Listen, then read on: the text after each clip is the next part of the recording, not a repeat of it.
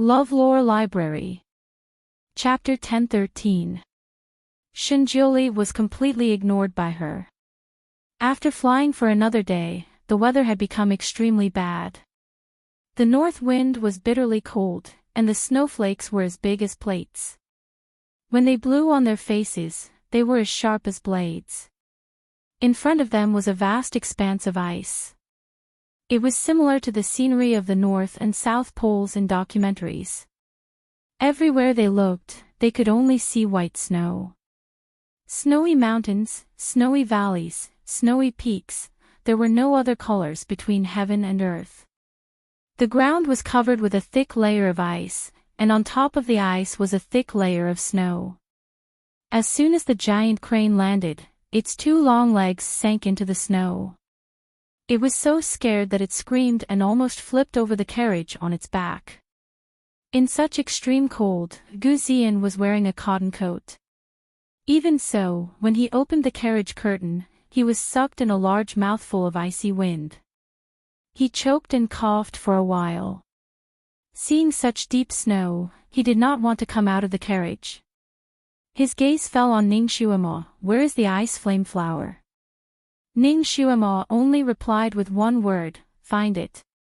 Gu Ziyan was stunned. He looked around and could not see the end of the vast expanse of ice. How was he going to find it? How am I going to find it? How long will it take? He had not even started looking, but he was already worried.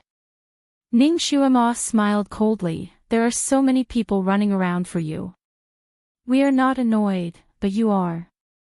This sentence made Gu Ziyan choke. At this time, he knew that his life was in the other party's hands. This girl was not someone he could offend. He said embarrassedly, "Madam Ning, you misunderstood. I feel bad for causing everyone to suffer in the cold. Since you feel bad, then stop talking nonsense."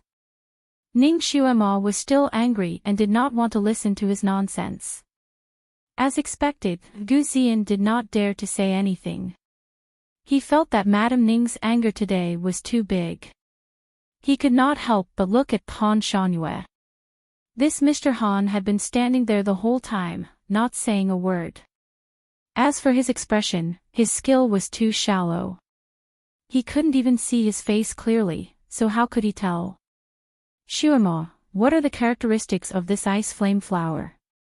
Now that we understand its characteristics, it will be easier for us to find it."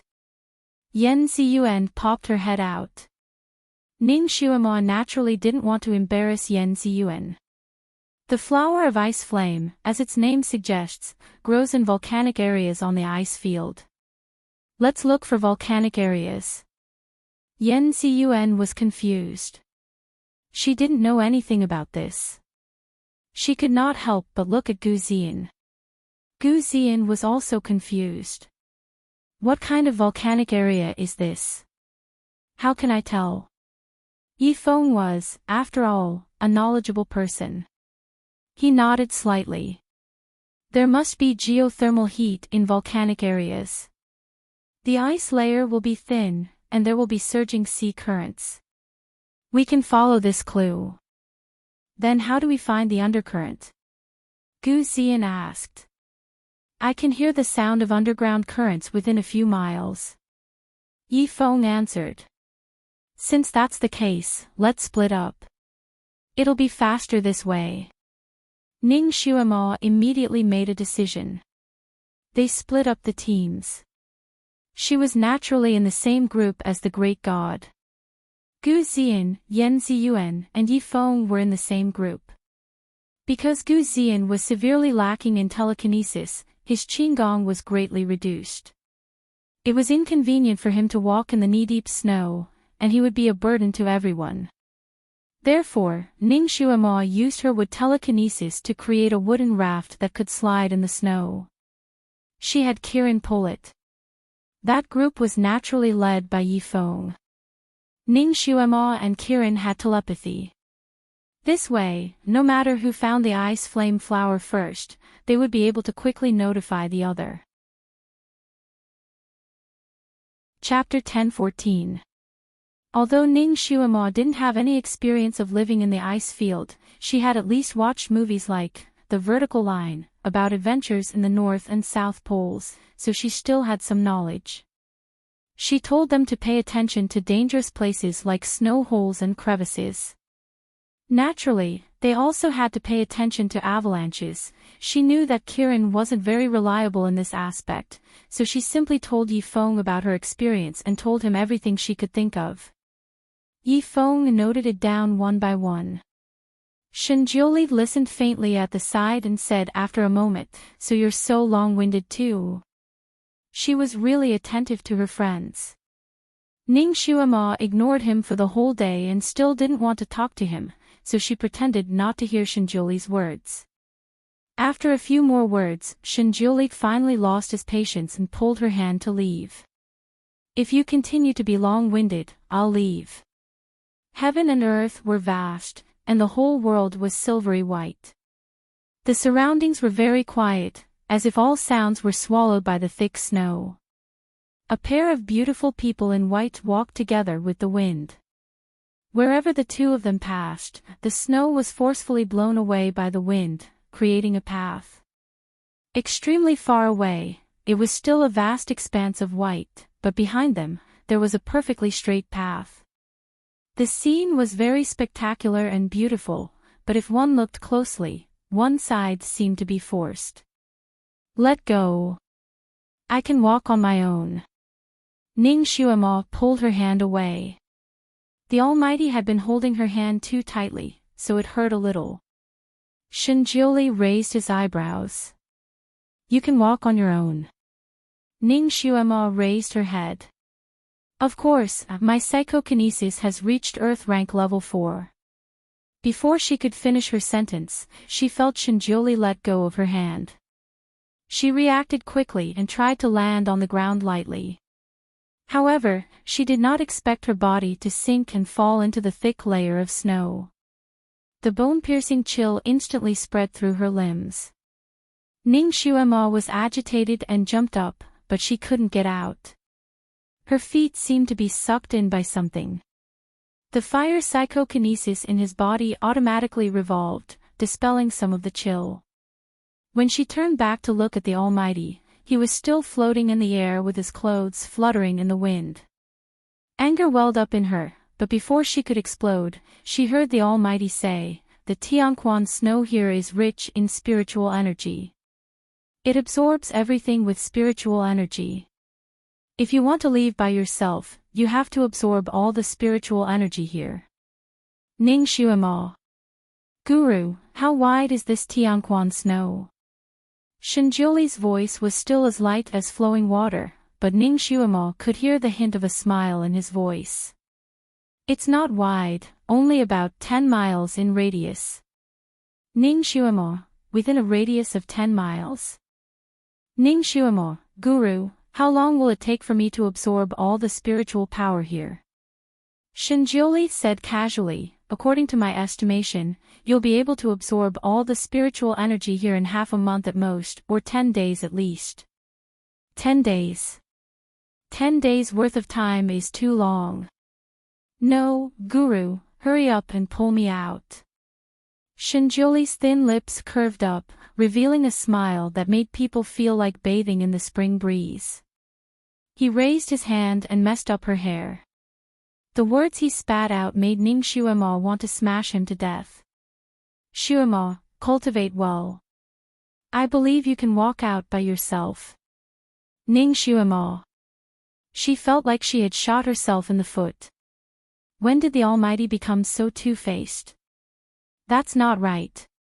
The Almighty has always been two-faced. Although he looks like an immortal, you really can't judge a book by its cover, she was complaining in her heart when she suddenly heard Shinjiuli's voice. "Xuema, what are you silently criticizing me for?" Chapter 10:15. Ning Xuema's heart skipped a beat. She raised her eyebrows slightly and asked, "Did you peek into my thoughts again?" Shinjiuli's chess moves didn't stop. His movements were as smooth as flowing water. "Your thoughts are too intense. I don't want to look at them." They have already jumped in front of me. Ning Xuema was speechless. Her thoughts were already so wild that they could jump around the entire ice field. Would she be able to use her willpower to detect her surroundings if she continued to cultivate? Oh right, could Yifeng's group last for 10 days on the ice field? She was forced to be planted here by the Almighty like a carrot and couldn't move for 10 days. What if something happened to Yifeng? Ning Xuemo said, Almighty, I don't mind if you plant me here. But if something happens to Yifeng, we must get there in time. However, he would have to pull her out like a carrot. She felt embarrassed just thinking about it. She really cared about her friends all the time. Shinjiuli patted her head and said, I know what to do. Ning Xuema gritted her teeth and finally calmed down.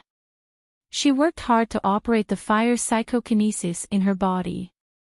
On one hand, she maintained her body temperature, and on the other hand, she absorbed the spiritual power in Tianquan snow. Perhaps it was because no one had ever discovered the heavenly spring snow in this place, but the spiritual energy within it had accumulated to a terrifying degree after 10,000 years. When Ning Xuema started to absorb it, she felt the spiritual energy within the heavenly spring snow rush towards her like a monstrous wave. The impact almost caused her meridians to rupture. It was no longer her absorbing the spiritual power.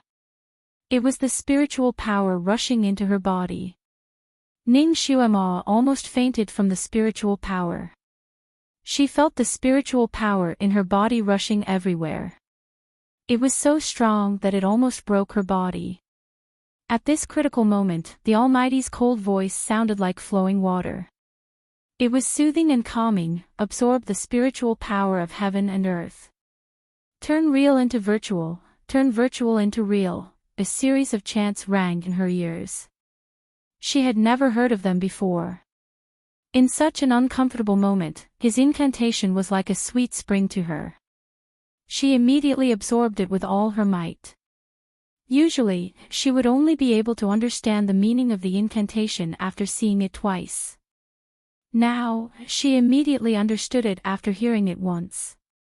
She immediately followed his instructions to cultivate, digesting and absorbing the spiritual energy that came from the snow into her body. As time passed by, the spirit energy that surged into her body was gradually absorbed by her meridians and converted into psychokinesis. Chapter 10:16. Ning Xuema felt as if her bones had become lighter by a few kilograms. That feeling was indescribably comfortable, as if she was floating on the clouds. Ha ha ha, she had finally reached Earth rank level 5. This was simply the speed of a rocket. It was even faster than using any cheat. At this rate, it was only a matter of time before she reached Earth rank level 6. As long as she reached Earth rank level 6, she would be able to practice the flying sword technique. If she really learned that technique, she would no longer be afraid of falling from high altitudes. If she leveled up, would she be able to break free from the shackles of the snow? Ning Xuema subconsciously took a deep breath, channeled the psychokinesis in her body, and abruptly pulled upwards. Normally, if she used this kind of skill, she would be able to jump at least 4 to 5 feet high. But now, her body only pulled upwards by a few centimeters. Originally, the surrounding snow had swallowed up her chest, but now her waist was almost exposed. Don't underestimate this level of advancement. The psychokinesis in her body flowed twice as fast as before. Originally, the psychokinesis in her body was like a small stream that flowed slowly on flat ground. Now, it was like a small river that had been injected with new water, rushing forward. Her veins were also like a river channel that had been dredged, and the capacity to absorb was stronger. Furthermore, the absorption of the spiritual energy in the surrounding snow was even faster. She originally wanted to open her eyes and look at the scenery around her, but the spiritual power in the snow didn't show any signs of stopping. Besides, her fire psychokinesis was about to rise to a peak. If she worked harder, maybe in less than 6 to 10 hours, she would be able to raise it by another level. She gathered her thoughts and once again channeled her power inside, just as she expected. After she cultivated for a few more hours, her fire psychokinesis had also leveled up to Earth rank level 3. After such a large round of cultivation, she had absorbed a lot of the spiritual energy in the Tianquan snow around her. Finally, it no longer crazily rushed into her body, allowing her to take a breather. She opened her eyes and saw Shinjiuli sitting not far away.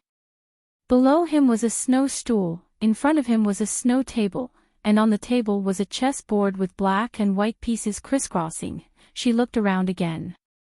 It was still dark, and the sky was still filled with snow. She could not tell how much time had passed. It should not have been long, right? 1 day, 2 days. 2 days at most. She first contacted the little Qilin. Kirin's loud voice could be heard. Master. Master, I've finally contacted you. Woo-woo, it's been 5 days. Little Apple misses you so much.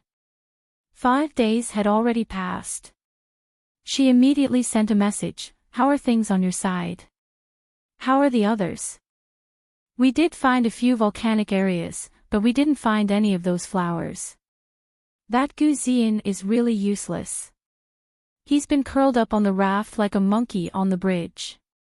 Our daily task is to put those dry rations on him, and when that little girl is hungry, we will heat it up for her to eat.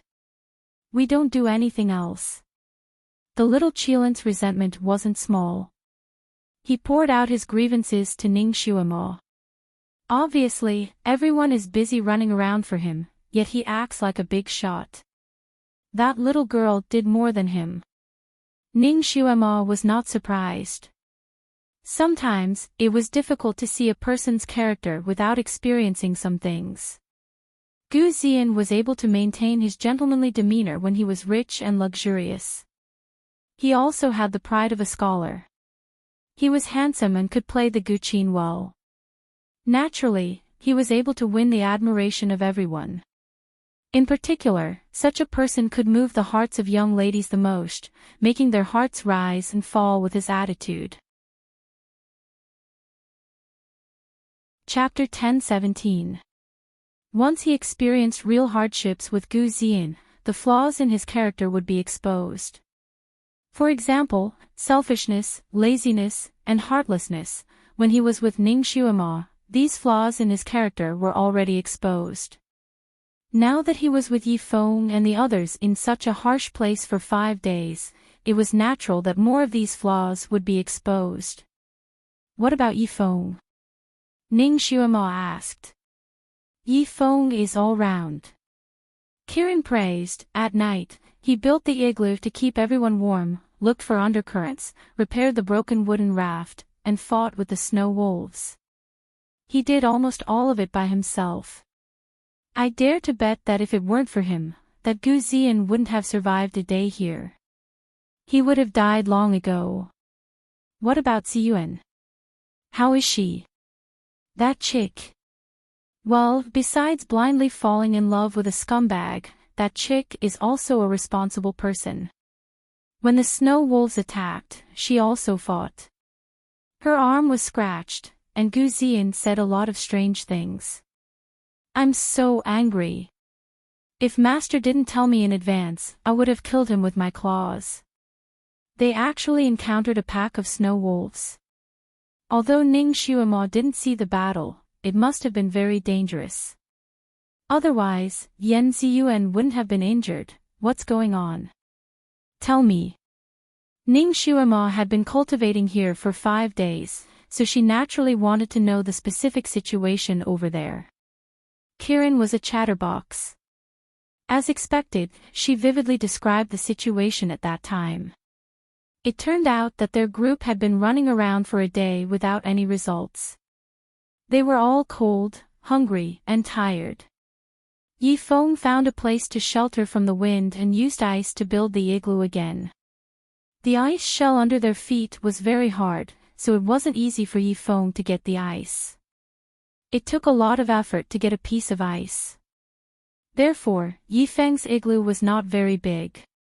It could barely accommodate 3 people.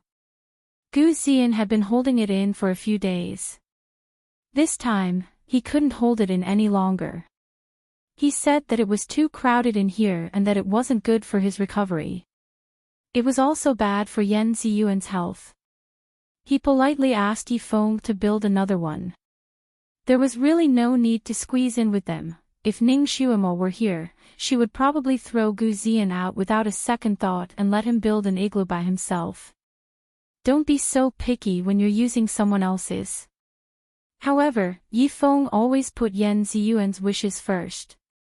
He didn't want to argue with Gu Ziyan and put Yan Ziyuan in a difficult position. Therefore, he came out quietly and endured his fatigue to build the second house. While he was busy outside, Yan Ziyuan came out of the igloo and helped Yifeng move the ice. She didn't know if it was because she couldn't bear to see him like this. Yifeng naturally didn't want her to do it. He asked her to go back and rest. Gu Ziyan also came out and said that he couldn't let Brother Yi work alone. He also started to help. However, he didn't have enough psychokinesis. His hands were more delicate than a woman's. He only managed to pry 2 pieces of ice off, and a layer of oily skin was worn out. Not only that, his hand slipped, and the ice fell to the ground. It hit his foot, causing a big bruise on the back of his foot. Yan Ziyuan felt sorry for him. She applied ointment for him and asked him to go back to the igloo to rest. Gu Ziyan stubbornly said that he wanted to go through thick and thin with Yan Ziyuan. If she didn't rest, how could a man like him rest? Yan Ziyuan had no choice but to take him to rest. Chapter 10:18. Yifeng spent a lot of energy to build a smaller igloo. Yan Ziyuan's igloo was covered with 2 layers of snow wolf fur, and the door was also made with snow wolf fur to block the wind, so it was warmer. Because all the warm things were used for the other igloo, Yifeng's small igloo had nothing left. Only the half of the bearskin he was wearing could at least ward off the cold wind. Among their group, Yifeng spent the most energy and was also the most tired, so his rest time was also the shortest. He was also exhausted. After the igloo was finished, he asked Kirin to help keep watch for a while, and then he went into the igloo and fell asleep. Kirin pulled the wooden raft every day, so it was actually quite tired, so it fell asleep at the door of Yifeng's igloo. Although Gu Ziyan and Yan Ziyuan were always together these days, they didn't have time to be alone, so of course, they couldn't find a chance to be intimate. The igloo was transparent, so they could see the layout of each other's igloo, so every move of the 2 people in the igloo could be seen clearly. He saw that Yifeng didn't keep watch at night, but was resting, so he wanted to be intimate with Yan Ziyuan. He always felt that in the past few days, Yan Ziyuan's eyes fell on Yifeng more and more. Although she was still cold to Yifeng and gentle to him, Gu Ziyan, he had a sense of crisis that his sweetheart was about to leave him. Although Gu Ziyan made Yan Ziyuan be dead set on him with the twin life curse, he was still worried, fearing that Yan Ziyuan would suddenly wake up during this period. If that happened, then he would really lose everything. So he made up his mind and wanted to take advantage of Yifeng sleeping in the other igloo to completely take Yan Ziyuan for himself. Once a woman's body was taken over, her thoughts would only be with that person. Even if she suddenly regained her memories, she could only accept her fate. He was originally lying side by side with Yan Ziyuan on a few snow wolf skins, with a certain distance between them. Since he had this thought, he reached out and tried to hold Yan Ziyuan in his arms. Yan Ziyuan, who was originally in a daze, was woken up by his hug and kiss. She was an innocent girl who didn't know anything about relationships between men and women. Although she loved Gu Ziyan, she had never thought of having physical contact with him. Gu Ziyan's passionate kiss made her heart palpitate. Yan Ziyuan subconsciously wanted to avoid it, but since Gu Ziyan had already made up his mind, he naturally wouldn't allow her to avoid it. He coaxed her gently in her ear and took the opportunity to kiss the sensitive spots on her face. He boasted that he was talented in both literature and literature, so naturally, there were many girls who liked him. Among them, there was no lack of women who liked romantic occasions. These women were more shrewish and bold, and many of them took the initiative to throw themselves into his arms. His thinking was the thinking of men in that era, occasionally lingering in romantic occasions as a kind of elegant thing. For women who took the initiative to throw themselves into his arms on such occasions, he naturally wouldn't refuse. At most, he wasn't like other rich playboys who were not picky. When he met someone he liked, he would also choose a few pleasing and artistic women to sleep with, so he still had some means in this regard. Although he wasn't a flirting master, he still had some means to make women addicted. Yen Ziyuan was also obsessed with him because of the twin life curse. Gu Ziyan thought that he would succeed smoothly, but he forgot that Yen Ziyuan was a real virgin. She didn't understand this at all. Chapter 10:19. Therefore, when Gu Ziyan kissed Yen Ziyuan, she was still obedient and let him do whatever he wanted. However, when he started to have other thoughts and started to touch her, she struggled as if she was scared. Yen Ziyuan also knew a bit of kung fu, so she unconsciously used her knee and bumped into his private part. Therefore, Gu Ziyan groaned and rolled to the side. He was in so much pain that he broke out in a cold sweat. Yen Ziyuan finally got her freedom. She was panicked and confused. She didn't dare to stay in the same room with Gu Ziyan. She broke free from his restraint and wanted to run out.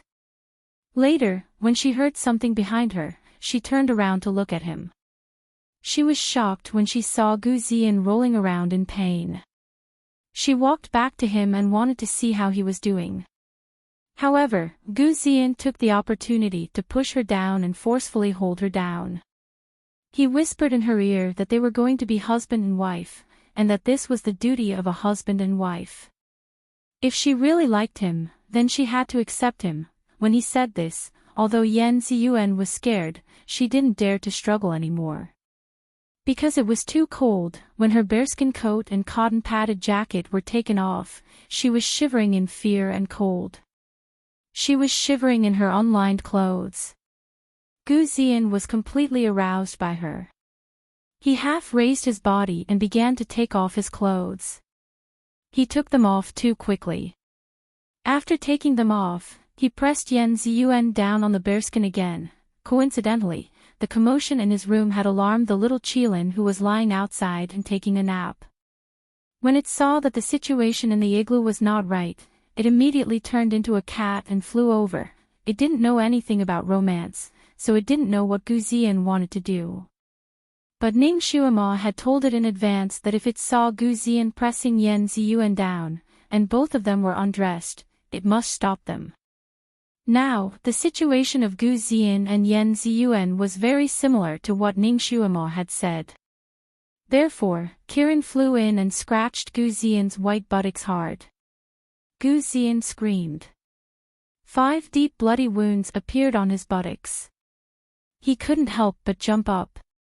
He accidentally hit the low roof of the igloo. With a bang, a big bump appeared on his head and he almost fainted. Such a violent movement naturally woke up the sleeping Yifeng. He opened his eyes and saw this scene.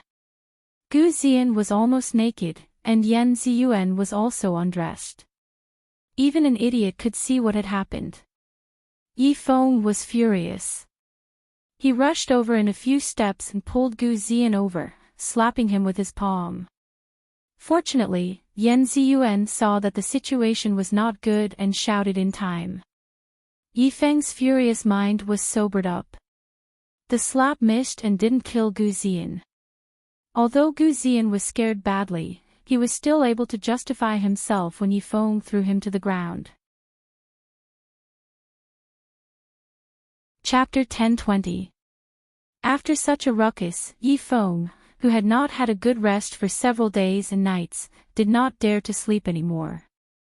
Over the past few days, he and Kieran had been taking turns to keep watch at night. Kieran was not very reliable, so Yifeng did not dare to put the heavy responsibility of keeping watch on him. Only when he could not hold on any longer would he let Kieran take over for a while. After such a thing happened, he simply did not want to sleep. And Gu Zian, who had lost so much face this time, did not dare to mess around anymore. He was angry and hateful, but he did not dare to really lose his temper. Although Yifeng had been merciful to him, it was only for the sake of Yan Ziyuan. If he really pissed him off, the situation would be difficult to deal with. Not to mention, he was still counting on Yifeng to help him find the ice flame flower to treat his illness. So although he hated Yifeng so much in his heart, he did not dare to show it on his face. He treated the wound on his butt and lay down to rest again. Perhaps the smell of blood on his body had spread too far, or perhaps it was just a coincidence. In the latter half of the night, they were surrounded by a pack of snow wolves. In fact, they had encountered snow wolves along the way, but they were only in 2s and 3s. Other than giving Yifeng and the others a few wolf fur mattresses, they did not pose a threat to them. But this time, there was a large pack of snow wolves. There were a total of 200 to 300 of them. Kieran was originally sleeping with Yan Ziyuan in the igloo. When she heard the commotion, Yifeng had already started fighting with the pack of wolves outside. The snow wolves here were unusually tall and fierce. Because it was not easy to find food on the ice field, their eyes were all red from hunger. Moreover, they were led by a wolf. By the time Yifeng discovered them, they had already been surrounded. Yifeng ordered Kieran to take care of the 2 people in the igloo while fighting with the pack of wolves in the snowstorm. Because Gu Zian and Yan Ziyuan were in 2 separate igloos, Kieran could only guard one igloo and not the other. It also had a problem with Gu Zian, so it mainly guarded the igloo where Yan Ziyuan was. When it saw that Gu Zian was in danger, it reluctantly went to help. In the face of life and death, Gu Zian naturally did not dare to pretend to be weak. He shouted for help and tried his best to defend himself. Fortunately, the door of his igloo was very narrow and only one snow wolf at a time. The snow wolves were ferocious. With his current strength, he was no match for them. If Kieran did not rush over to help him and tear the snow wolves into pieces in time, he was afraid that he would not be able to hold on for more than a quarter of an hour. Kieran felt that this was not a solution, so it let Gu Zian ride on its back and sent him to meet up with Yan Ziyuan. The 2 of them were in the igloo, so Kieran would not be tired from running back and forth. Moreover, the 2 of them would be safer.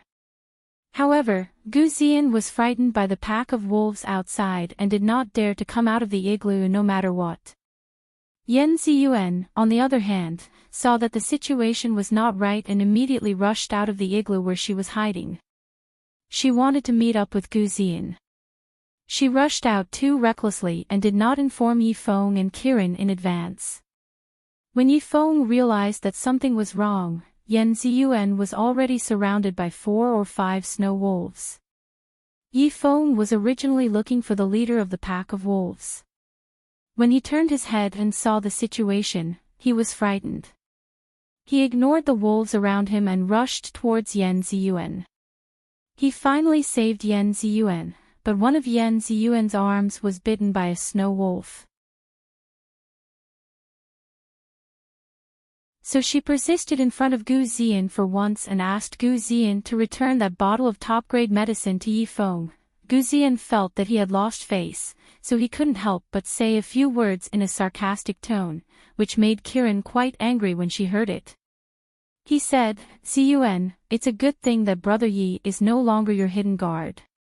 Otherwise, it would be considered a dereliction of duty for a hidden guard to let his master suffer such a serious injury under the protection of a hidden guard. He would be punished by his master. And everything that belongs to a hidden guard should belong to his master, including the medicine and even his life."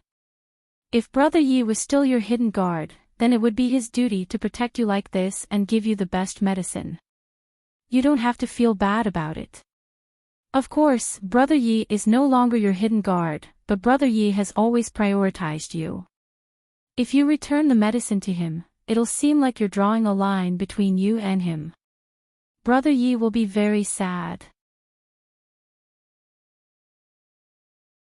Chapter 10:22. These words were said in a dignified manner, but they weren't. Yi Feng glanced at Gu Ziyan. He couldn't be bothered to argue with him, so he didn't say anything. On the other hand, Kirin, who was blocking the entrance and killing the wolves, turned around and scolded, "Bullshit."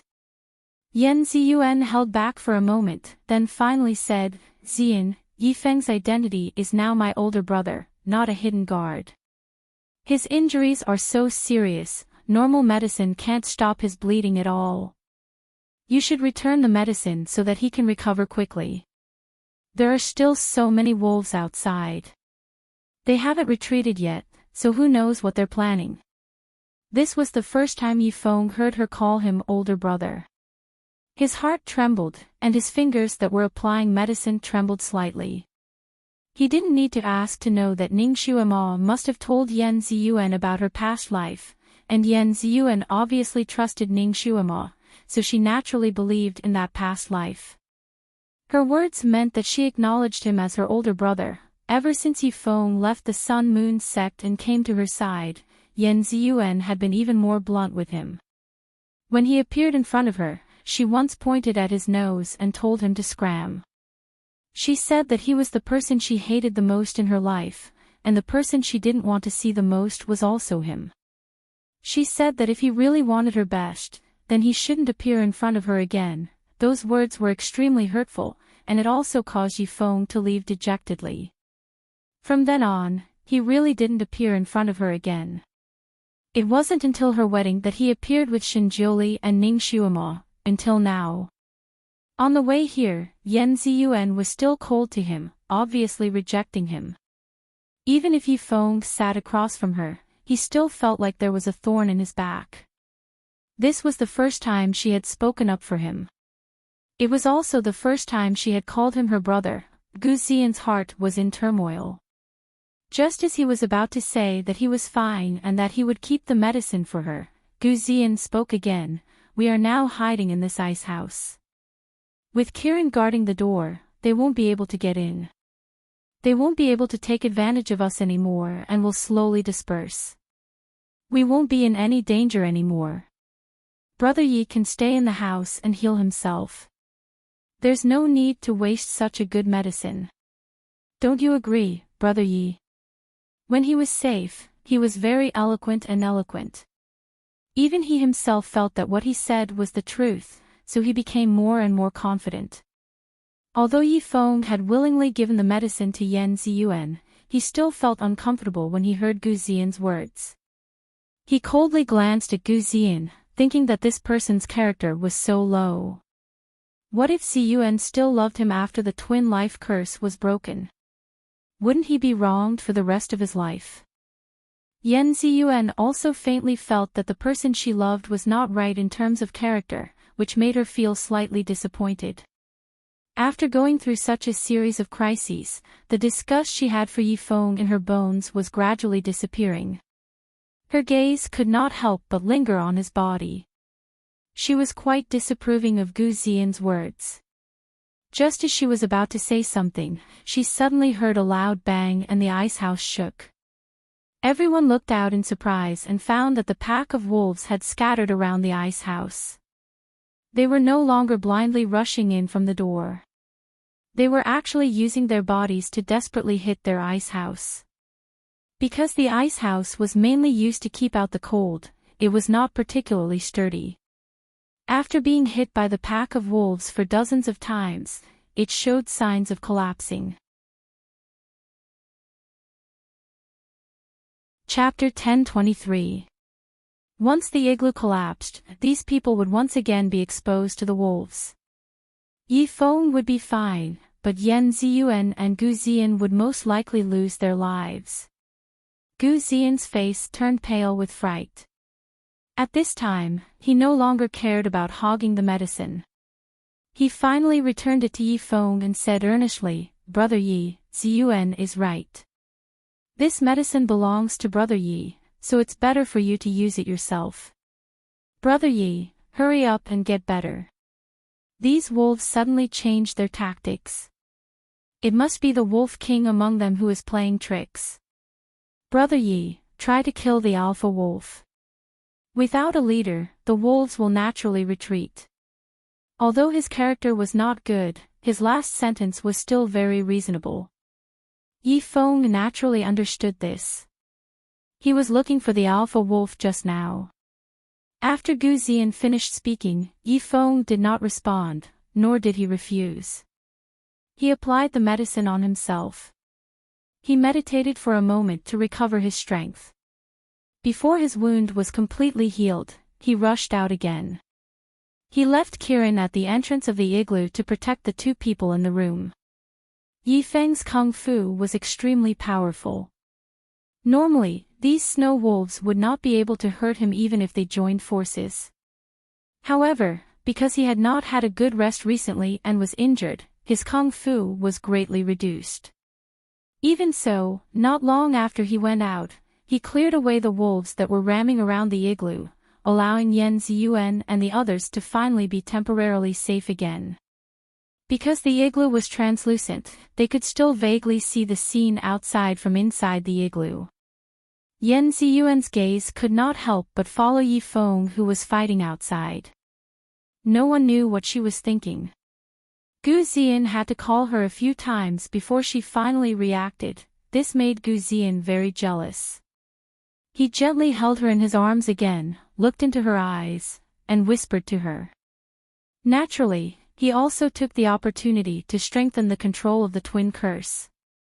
After this happened a few times, Yan Ziyuan's gaze finally stopped looking outside. She could not help but follow him. After Gu Xian killed Yan Ziyuan, he was actually very concerned about Yi Feng's results. After all, they could only be truly out of danger if Yi Feng killed the alpha wolf. He saw that after Yi Feng killed more than a dozen snow wolves, he was caught off guard and was bitten on the thigh by a wolf. He fell to the ground. Gu Xian was still shocked, but he held back and did not say anything. Instead, he held Yan Ziyuan in his arms, who wanted to look back again, in case she saw that scene, and ordered Kirin to save them. Yi Feng was surrounded by the pack of wolves.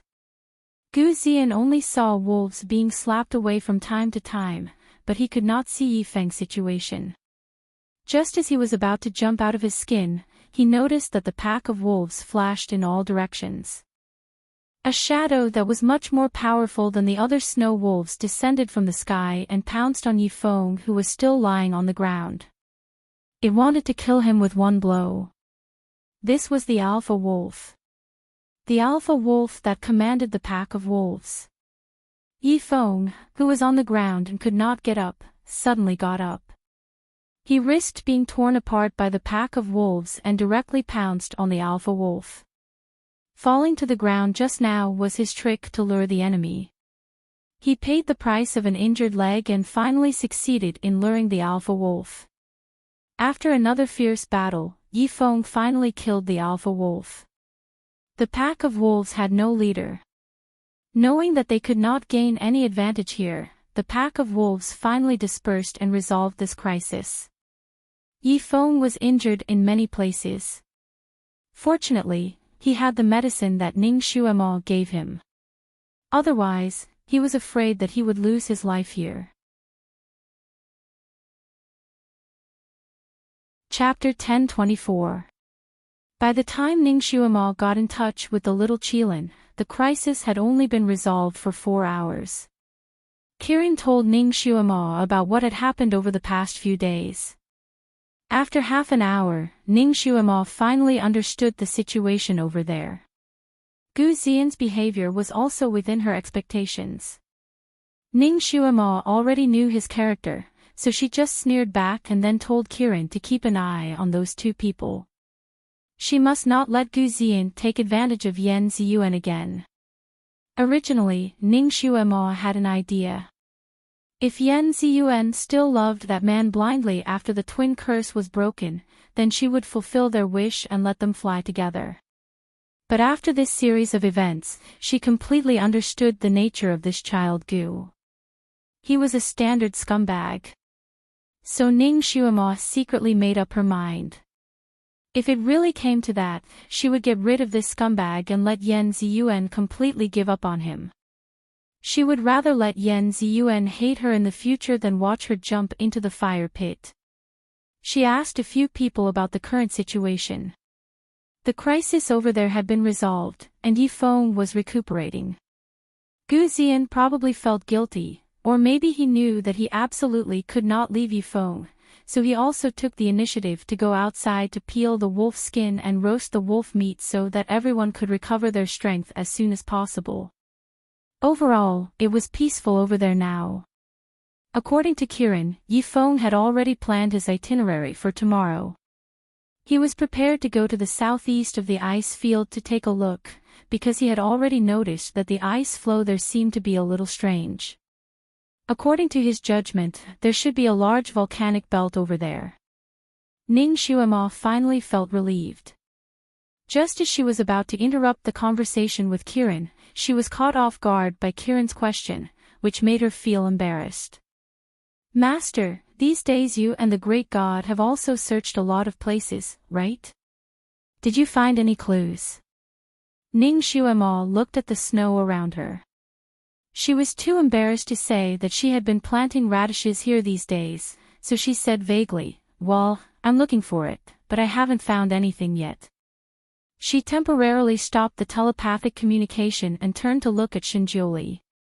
He was shocked when he saw that Shinjioli was nowhere to be seen. Did he abandon her and leave? Impossible, right? Or was he invisible? Did he want her to be anxious? Was he that bored? Ning Xuemo was a little angry with him, so she didn't pay much attention to him these days. When he spoke to her, she would try her best not to respond. In addition, she had to constantly absorb the spiritual energy of the spirit spring snow, so she had no time to talk to him. In the past few days, he had not spoken more than 10 sentences to him.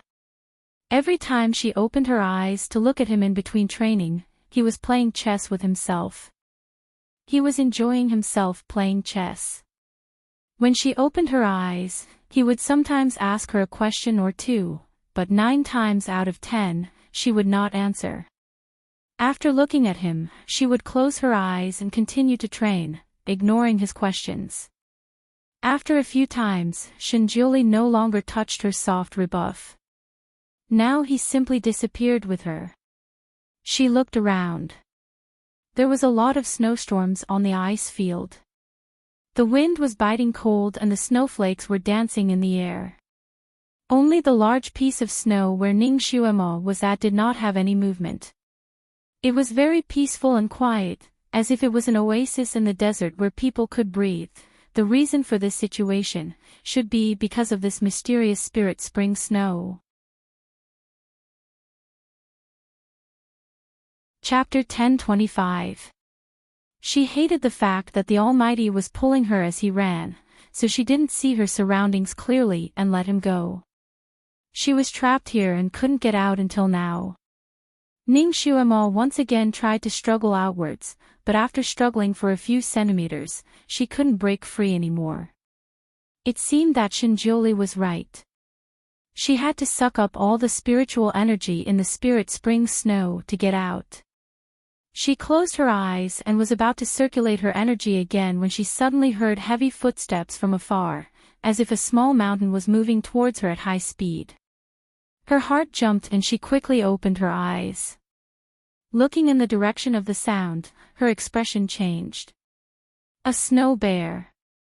A super snow bear that was twice as big as the one Yifeng killed on Ice Island a few days ago was running towards her like a moving small mountain. Its running speed was not slow. Perhaps it was trying to avoid the ice and snow, or perhaps it smelled Ning Xuema's scent and decided to treat her as its next meal. Therefore, it directly ran towards Ning Xuema's direction. Such a heavy body, but it ran as if it was flying in the snow. In the blink of an eye, it was already at the edge of the snow. Its silver fur was like satin, and its pair of eyes were like blood-red lanterns. It stared fixedly at Ning Xuema, who was trapped there. Suddenly, it raised its head and let out a long roar. Its two claws opened wide as its body leaped up, gliding several li in the air. It was like a bare mountain as it came crashing down on Ning Xuema. Damn it! This stupid bear knew how to glide in the air. Now that Ning Xuema was planted here, she had nowhere to hide. She could only watch helplessly as that guy pounced on her. Damn it, if she was hit by this bear, wouldn't she become a meat patty? Maybe it misjudged the direction, but the big white bear missed and fell about 10 meters away from Ning Xuema. Half of its body was buried in the snow, and then, it couldn't move anymore. The big white bear didn't get what it wanted to eat, but it was very angry that it was trapped here. It was obviously a hot-tempered creature, as its roars resounded throughout the entire snowfield. It stared at Ning Xuema and struggled with all its might, but it couldn't move. It waved its two bare claws at Ning Xuema, and the wind it created blew Ning Xuema's hair into a mess. Its imposing manner was extremely shocking. After Ning Xuema glanced at it a few times, she knew that this fellow would not be able to come over for the time being, so she ignored it. However, this fellow's cries were extremely noisy. One after another, the bear's roars rang in her ears without any intention of stopping. Ning Xuema was greatly disturbed. She simply made a few snowballs and threw them over, wanting to block its wide-open mouth. However, this guy was smart. He used his bare paw to slap the snowball away and continued to roar at Ning Xuema. Seeing that the delicious food was right in front of its eyes, but it couldn't eat it, it was very angry. After roaring for a while, it had an idea. It opened its mouth, and a large column of water shot out from its mouth towards Ning Xuema. It wanted to drown Ning Xuema to death first before anything else. Ning Xuema was naturally prepared. She raised her hand and quickly weaved a green shield in front of her, blocking the stinky water column. The water column was quite powerful, and Ning Xuema's arm was numb from the impact. A sharp light flashed in her eyes. If she didn't kill this bear now, she was afraid that she wouldn't be able to rest until she got away. Therefore, after blocking this water column, she simply opened her hand, and countless green wooden awls condensed in her palm. She then waved her hand, and the awls scattered like flowers from a celestial maiden, flying towards Big White, who was also trapped and unable to move. Chapter 10:26. The white bear could not avoid it either. Ning Xuema's wooden spikes, except for the ones that were swatted away by the bear's paws, landed on the bear's body. The big white bear's skin was coarse and thick, so the wooden spikes couldn't even pierce through its oily skin in the slightest. Instead, it angered its temper. With a wave of its paw, rows of ice blades shot towards Ning Xuema. A human and a beast were trapped here at the same time, and they began to fight. Since they could not move, they could only use their hidden weapons to attack each other. The white bear relied on its thick skin, and Ning Xuema's hidden weapons only scratched its body. Ning Xuema was also a quick-witted person. She quickly congealed a shield around her body. After she leveled up, congealing these shields was much easier. She could congeal them almost instantly. Almost all of the white bear's water attacks landed on her wooden shield. Ning Xuema, on the other hand, wasn't able to deal with it as easily as it did. That thing's body was big and its strength was frightening. The water jets and ice blades it spat out were comparable to cannonballs, causing Ning Xuema's arm to feel numb from the impact. After attacking and defending, Ning Xuema's psychokinesis was depleted by more than half. An idea came to her, and she immediately absorbed spiritual energy from the snow to convert it. After a while, the psychokinesis in her body was replenished again. The white bear seemed to be able to absorb the spiritual energy here as well. After attacking Ning Xuemo for a while, it would stop for a while, and then attack her again as if it was injected with new energy. The veins on Ning Xuemo's forehead throbbed. It seemed that any creature could absorb the spiritual energy here. She could not go on like this. Although her psychokinesis could help her recover quickly, her physical strength was still limited. In terms of physical strength, she was obviously not the bear's opponent. Therefore, she had to hurry up and get out of the snow mire. Only when her body was free could she have more leeway. In other words, she had to absorb all the spiritual energy here as soon as possible. Of course, once the spiritual energy in this place was sucked dry, she would be able to escape, but at the same time, the big white bear would also be able to escape. Thus, after both of them escaped, she still had a tough battle to fight. However, as long as she could escape, she would have a chance of winning. If she continued to waste time here, she would definitely die. Having figured this out, Ning Xuemo fought with the big white bear while crazily absorbing spiritual power into her dantian. Endless spiritual energy surged wildly into her dantian, but it did not leave a trace. Ning Xuemo even suspected that her dantian was actually a bottomless pit that could not be filled no matter how much spiritual energy she had. The big white bear replenished another round of spiritual energy. It opened its mouth wide, and a water column several times larger than the previous one came pouring down on Ning Xuemo. Ning Xuemo's wooden shield shattered instantly. She was shocked and immediately reinforced it with 3 layers of wooden shields. The big white bear roared angrily, and the water column doubled in size. The first layer of wooden shield broke, and then the second layer. Ning Xuemo's arms were slightly sore, and her forehead was even sweating slightly. However, she did not dare to be careless. She focused all her attention on reinforcing the last layer of shield. At the same time, she was multitasking, increasing the speed at which she poured spiritual energy into her dantian. Slowly, she felt that her waist could move. She was overjoyed and desperately tried to absorb the spiritual energy. Then, her thighs could also move slightly. The spiritual energy in the Tianquan snow was decreasing. She would be able to come out soon. Gotcha!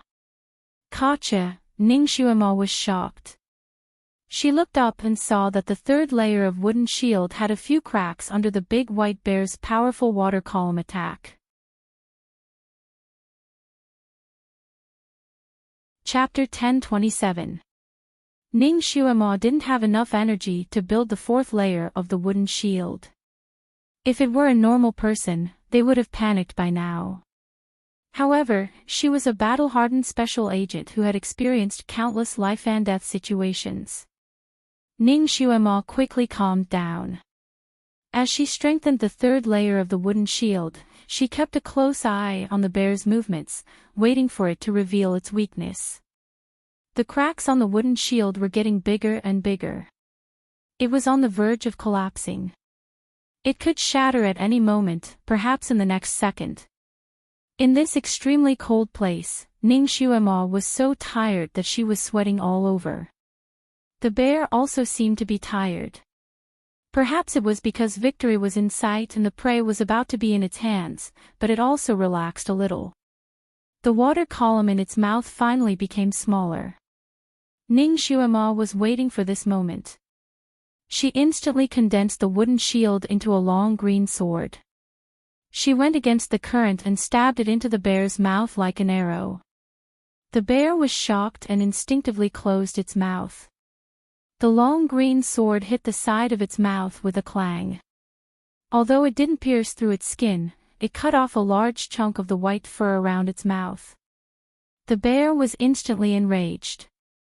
It used all its willpower to spit out a huge water column with a diameter of more than 10 meters.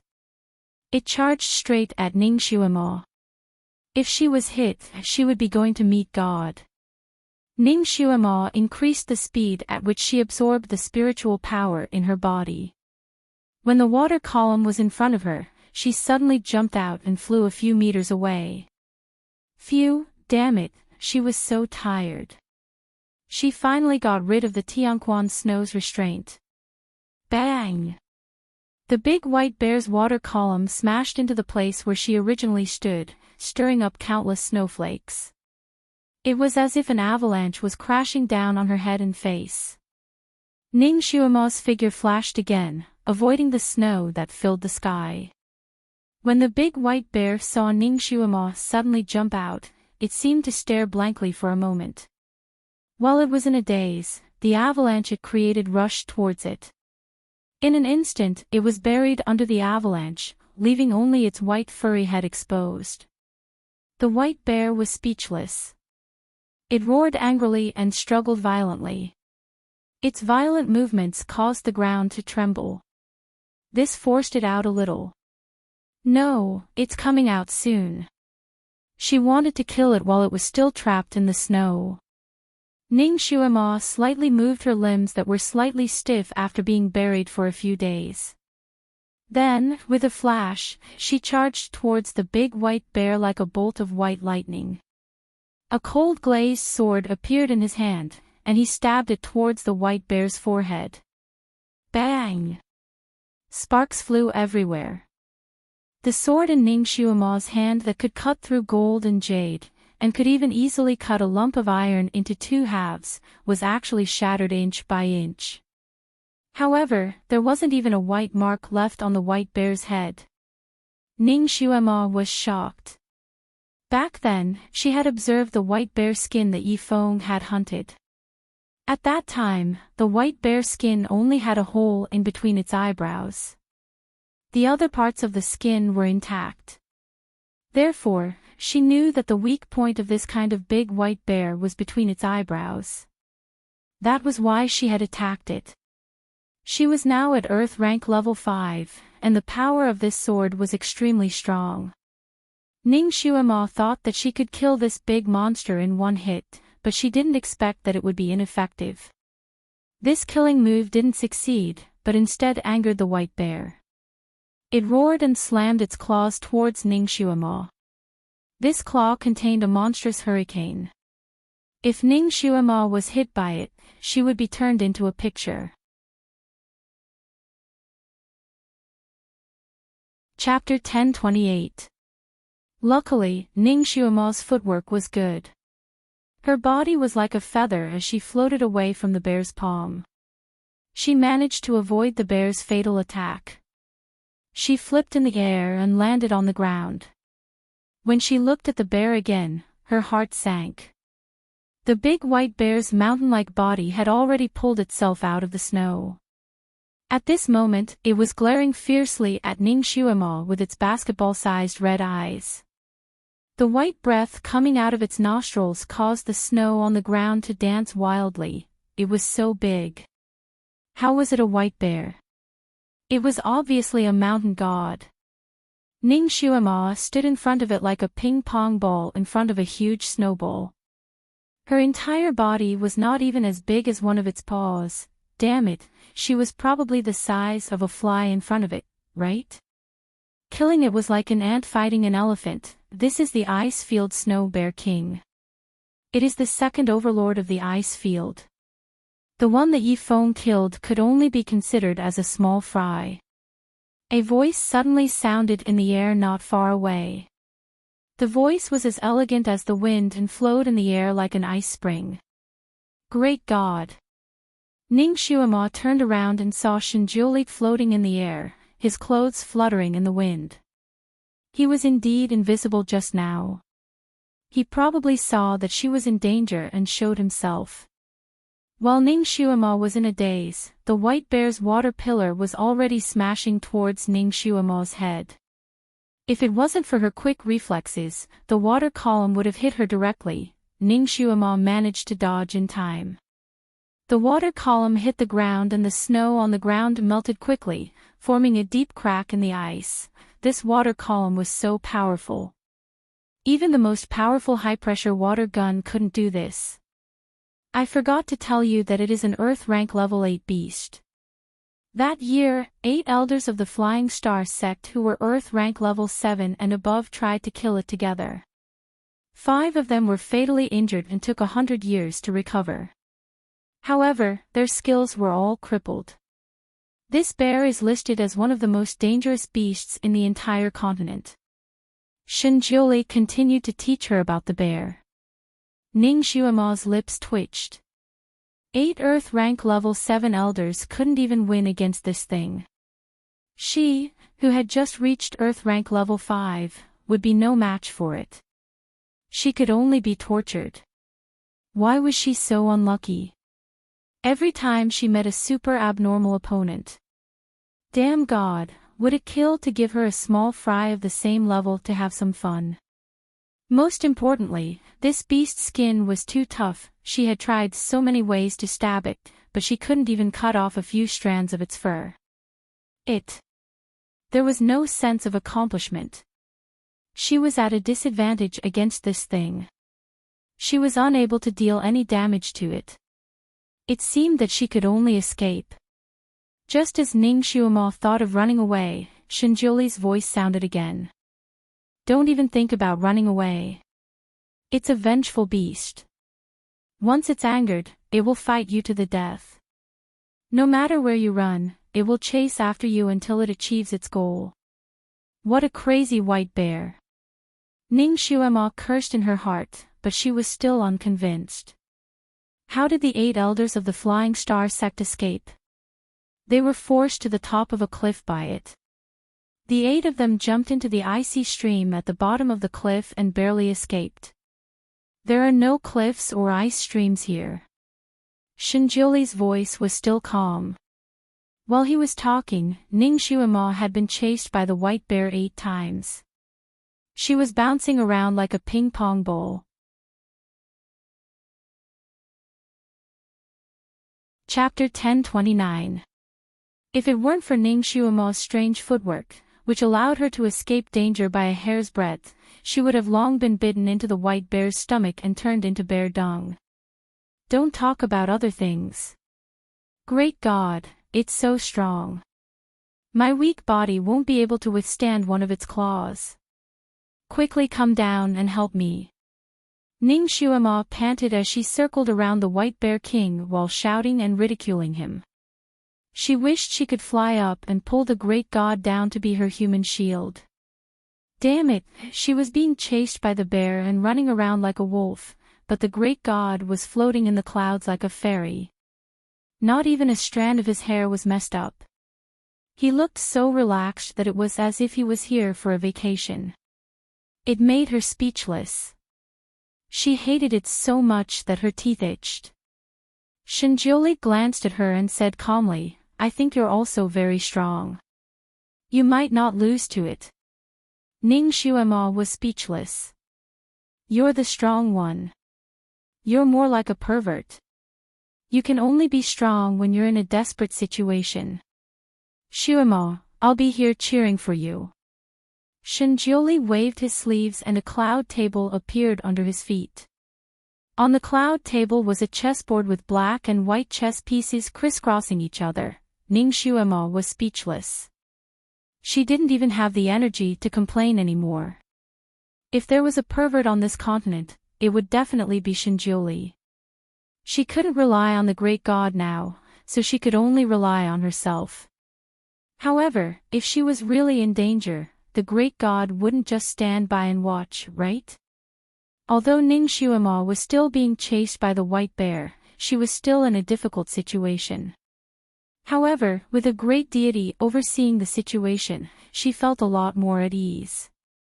She was already mentally strong, so she could naturally calm down now. She started to look for the white bear's weakness in the fight. Since the white bear was the overlord of this place, it must be very strong to be able to dominate in such a cruel environment. Moreover, it didn't show any weakness at all. While Ning Xuema was running away, she had casually used her condensed concealed weapons to attack it countless times. She had pierced countless places, but she was still unable to injure it. Instead, it had angered it even more, causing it to fly into a rage as it circled around Ning Xuemo like a tornado. The dense water pillars and ice blades didn't stop like a storm. There were many times when Ning Xuemo was almost hit by the ice blades. If she was hit, she would become an ice hedgehog. She felt like she was a lone boat in the middle of a stormy sea. She was in danger of being swallowed by the waves at any moment. Rip! Her sleeve was hit by an ice blade and broke into two. That ice blade brushed past her arm. The edge of the ice blade even cut a layer of skin on her arm. Blood seeped out, Ning Xuemo's arm slightly trembled, and her body staggered. She narrowly avoided being hit by the big white bear's jet of water.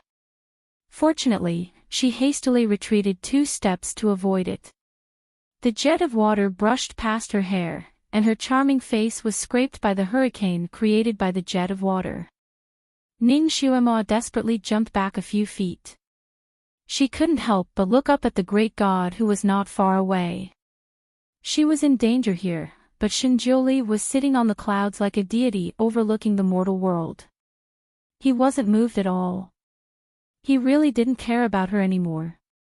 If she had reacted a little slower, she would have gone to the King of Hell for tea. Yet, he was still playing chess as if nothing had happened to him. Was chess that important to him? More important than her life. She had just played chess with him for a day.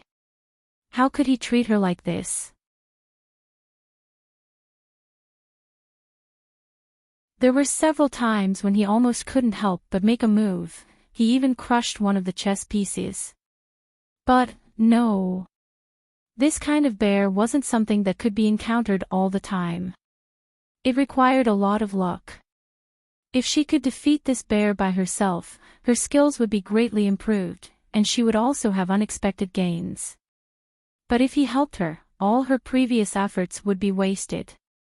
Moreover, because he had been too worried about her recently, he couldn't bear to let go of her no matter what he did. This was a taboo in training disciples to grow quickly. She had to grow up quickly, she had to become strong quickly. Only then would he be able to stop worrying about her. When that day came, another hour passed. Such a fierce fight made Ning Xuemo's clothes soaked with sweat. Even the tip of her nose was covered with droplets of sweat. During this hour, she didn't look at Shinjiuli again. All her attention was focused on the big white bear. The psychokinesis in her body was completely stimulated by her frequent use of it, and it flowed faster and faster. Chapter 1031.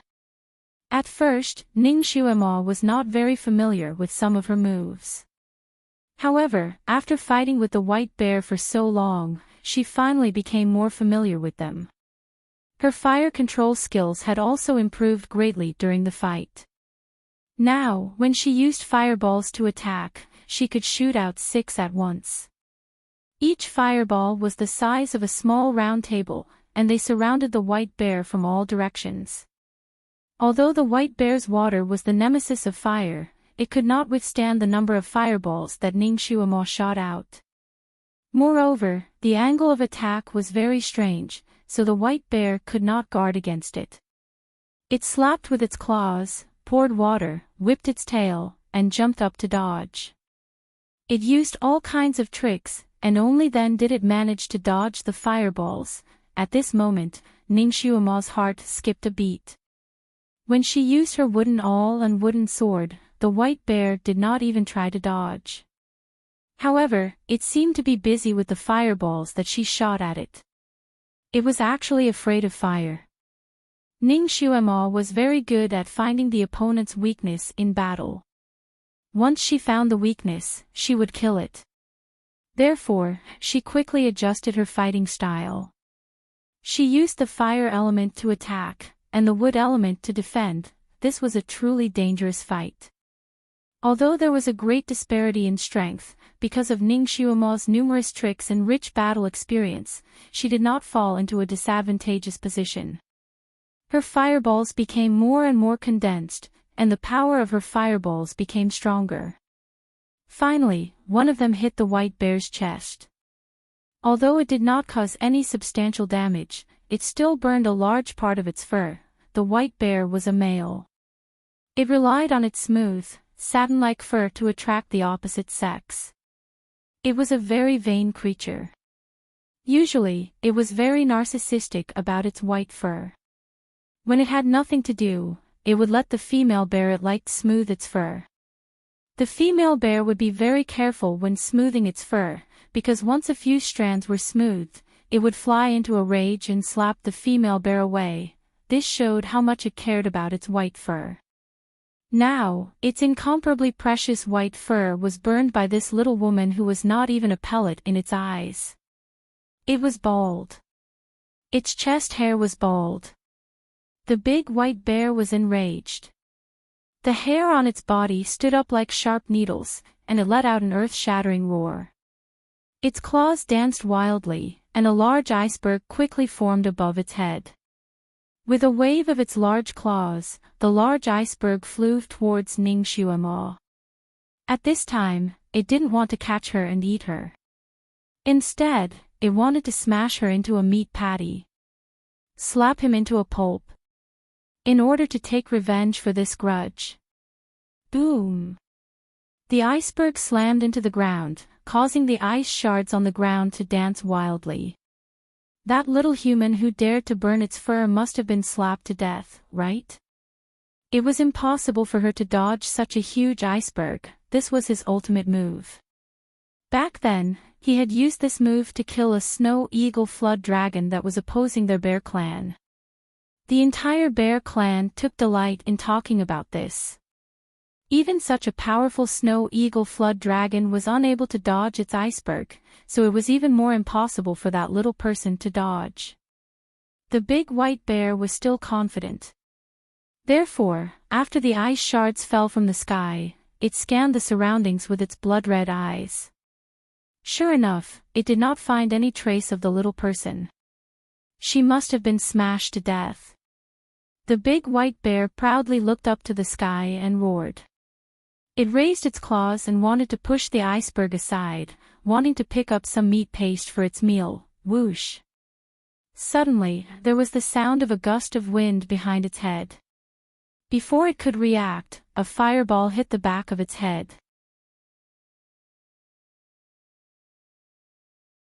Chapter 1032. The power of the fireball was so great that the mountain-like big white bear staggered. It rushed forward a few steps, only to feel a burning sensation on the back of its head, and its mind was in a daze. It subconsciously stretched out its paw to scratch the back of its head. Bald. Bald again. The big white bear's vision darkened, almost fainting from anger. It turned around to look for the culprit, Ning Xuemo. But it only saw a white shadow sweep across its head, and its head was also kicked by the other party. This is simply unbearable. Its honorable head had been stepped on by someone again. The big white bear's half-bald head was so angry that it was about to go crazy. It spread its paws and desperately chased after Ning Xuemo's shadow. It used all its strength, ice blades, icebergs, water columns, all its special skills, fiercely attacking Ning Xuemo, but this time, it strangely discovered that the other party had transformed from 1 to 4, then from 4 to 8, and finally from 16. 16 Ning Xuemo simultaneously attacked it, making it impossible to defend. Ning Xuemo used the shadow clone technique. She was now very proficient in using this technique, especially after her psychokinesis was upgraded, from the original maximum of 8 to 16. Originally, after her shadow clone was destroyed, she had to fight for a long time before she could use it again. But now she was forced to unleash her greatest potential. Every time the big white bear destroyed one, she would immediately create a second one to replace it, so it was always 16 Ning Xuemo that surrounded and attacked it. The big white bear was in a rage. It couldn't tell which one was real and which one was fake. But it was also smart. after the initial anger and helplessness, it also thought of a way to distinguish the other party's real body.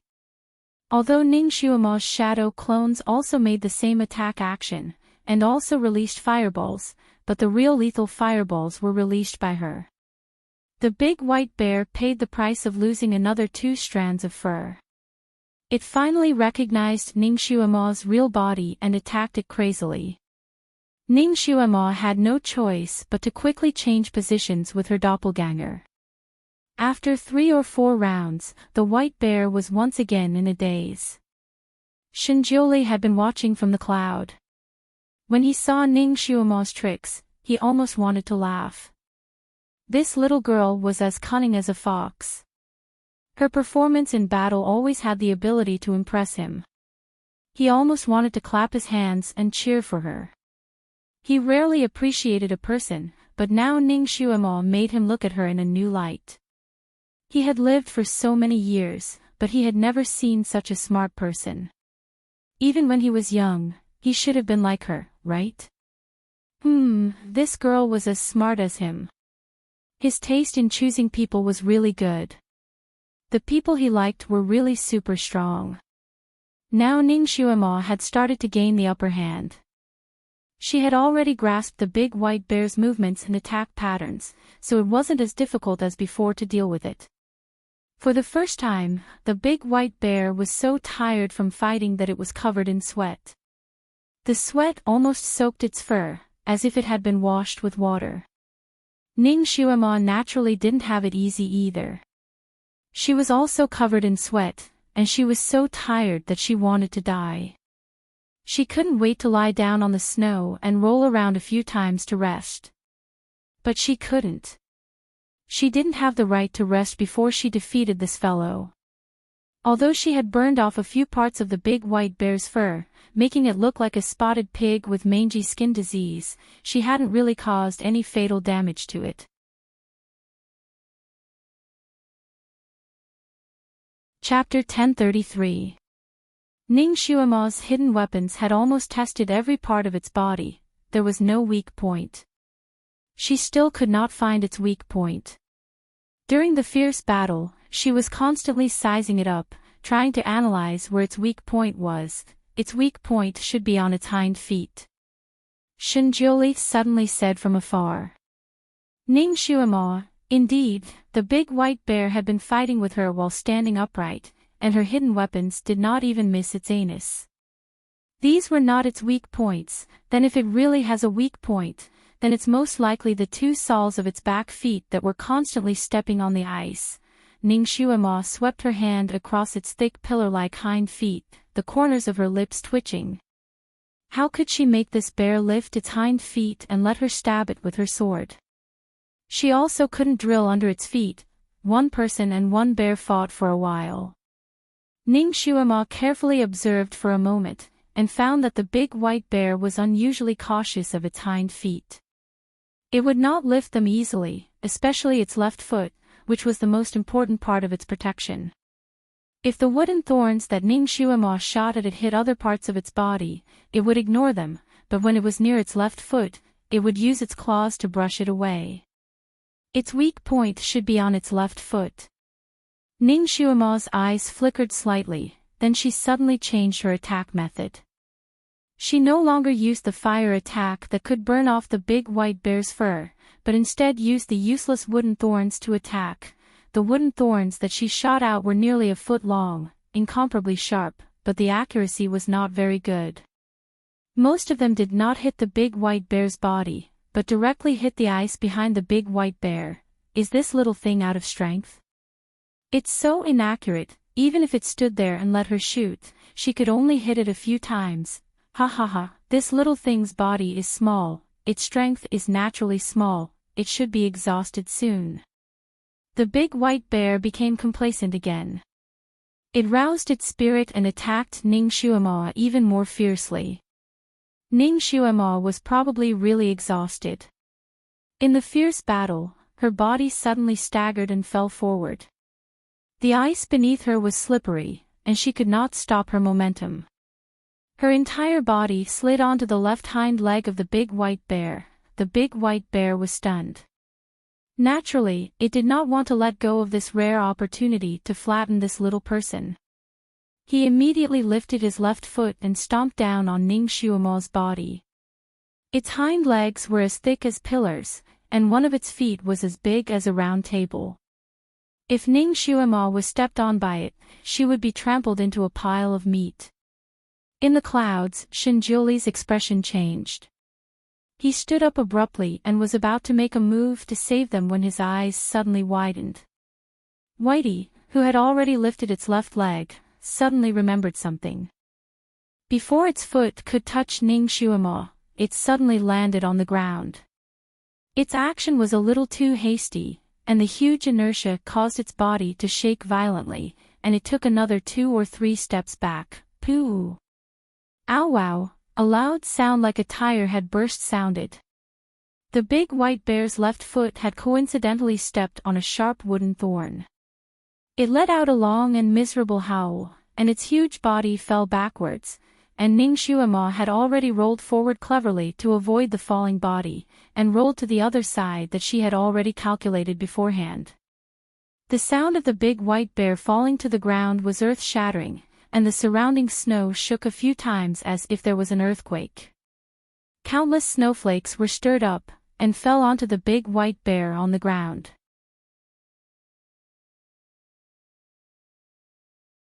Chapter 1034. The big white bear could no longer get up. It curled up and trembled on the ground. There was a huge wooden spike embedded in its paw, and blood flowed down the side of the spike like a small stream. Its weak spot was indeed under its left paw. In just a short moment, the big white bear was already on the verge of death. It stared unwillingly at Ning Xuemo, who was slowly approaching it.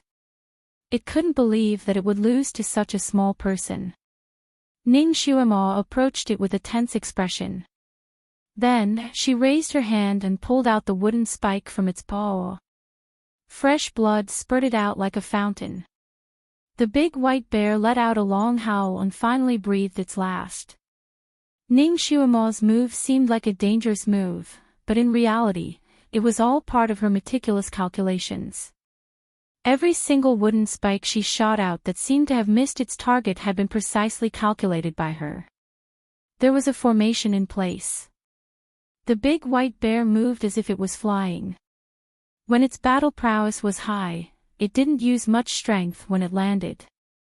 It could even step on snow without leaving a trace. Under normal circumstances, even if the big white bear stepped on one of the wooden spikes Ning Xuemo placed there, it would just brush past it and wouldn't be injured. However, when Ning Xuemo fell on its hind paw, it gave the big white bear a fright. It mistakenly thought that Ning Xuemo was going to attack its weak spot, so it subconsciously stepped on it. When it remembered that its weak spot was also there, it would subconsciously retract its paw. Under such circumstances, it would definitely stumble back.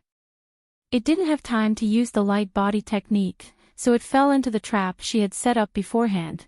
She had used all of these methods one after another, and everything was within her calculations. And so, she won. She won against this big fellow that was 3 stages higher than her. Even 7 or 8 experts couldn't do anything to it. There's an inner core crystal on its body. Dig it out and use it. Shinjuli's voice rang out from behind Ning Xuemo. He even praised her, well done. Ning Xuemo didn't turn around. She had read many books about exotic beasts, so she naturally knew where the inner core of this kind of bear was located.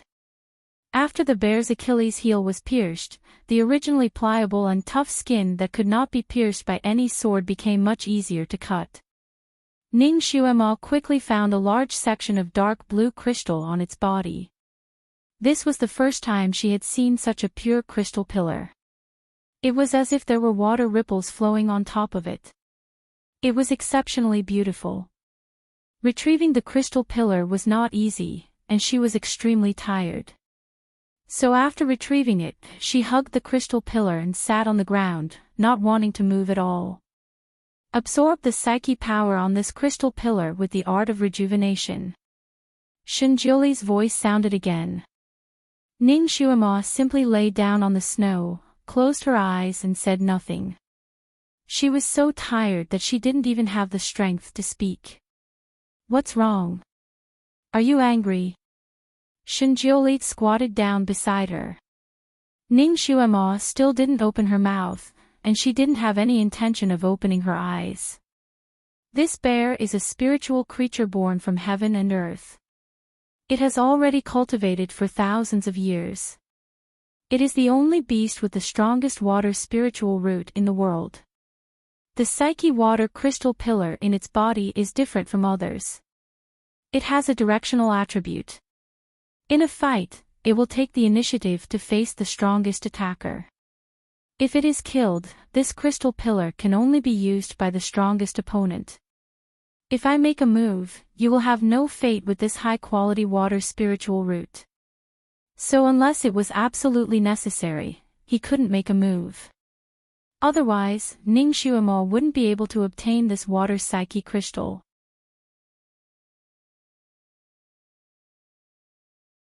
Chapter 1035. After you get this item, the sooner you absorb it, the purer it will be and the more effective it will be. After 10 hours, half of the effect will disappear. Water is wood, it will be very beneficial for your wood psychokinesis. Shinjiuli explained to her and pulled her up, be good, absorb it while it is still fresh. It turned out that he had been watching from the side without making a move for her own good. He wanted her to get this crystal. Half of the gloominess in Ning Xuema's heart dissipated. However, understanding was one thing, and feeling was another. Thinking about how the Almighty was playing chess leisurely by the side when she was fighting for her life, she felt angry. He seemed to be more anxious about the progress of her practice than she was, as if he wanted to make her a peerless master. He was obviously pursuing her, but he was evasive about the marriage. It was as if he was avoiding something. What was he planning to do? Ning Xuema boasted that she understood human nature the best and could read people's minds the best. But she really could not see through him. She was angry, but she would not make things difficult for herself. She did not want to waste a single bit of the psychokinesis in the crystal pillar. She was about to absorb the water psychokinesis in the crystal pillar according to the method he told her. Suddenly, Kiran's voice sounded in her mind, Master, Master, where are you? Its voice sounded a little out of breath, as if it was breathing unsteadily. Ning Xuema's heart sank a little. Could it be that they were in danger? Little Apple, what happened? Why are you panting? Master, we have encountered a monster. It was covered in white scales and its body was like a dragon, but it had 2 curved and sharp horns. It had a big mouth and fangs that were half a foot long. There was also an ice ball on its tail. What kind of monster is this?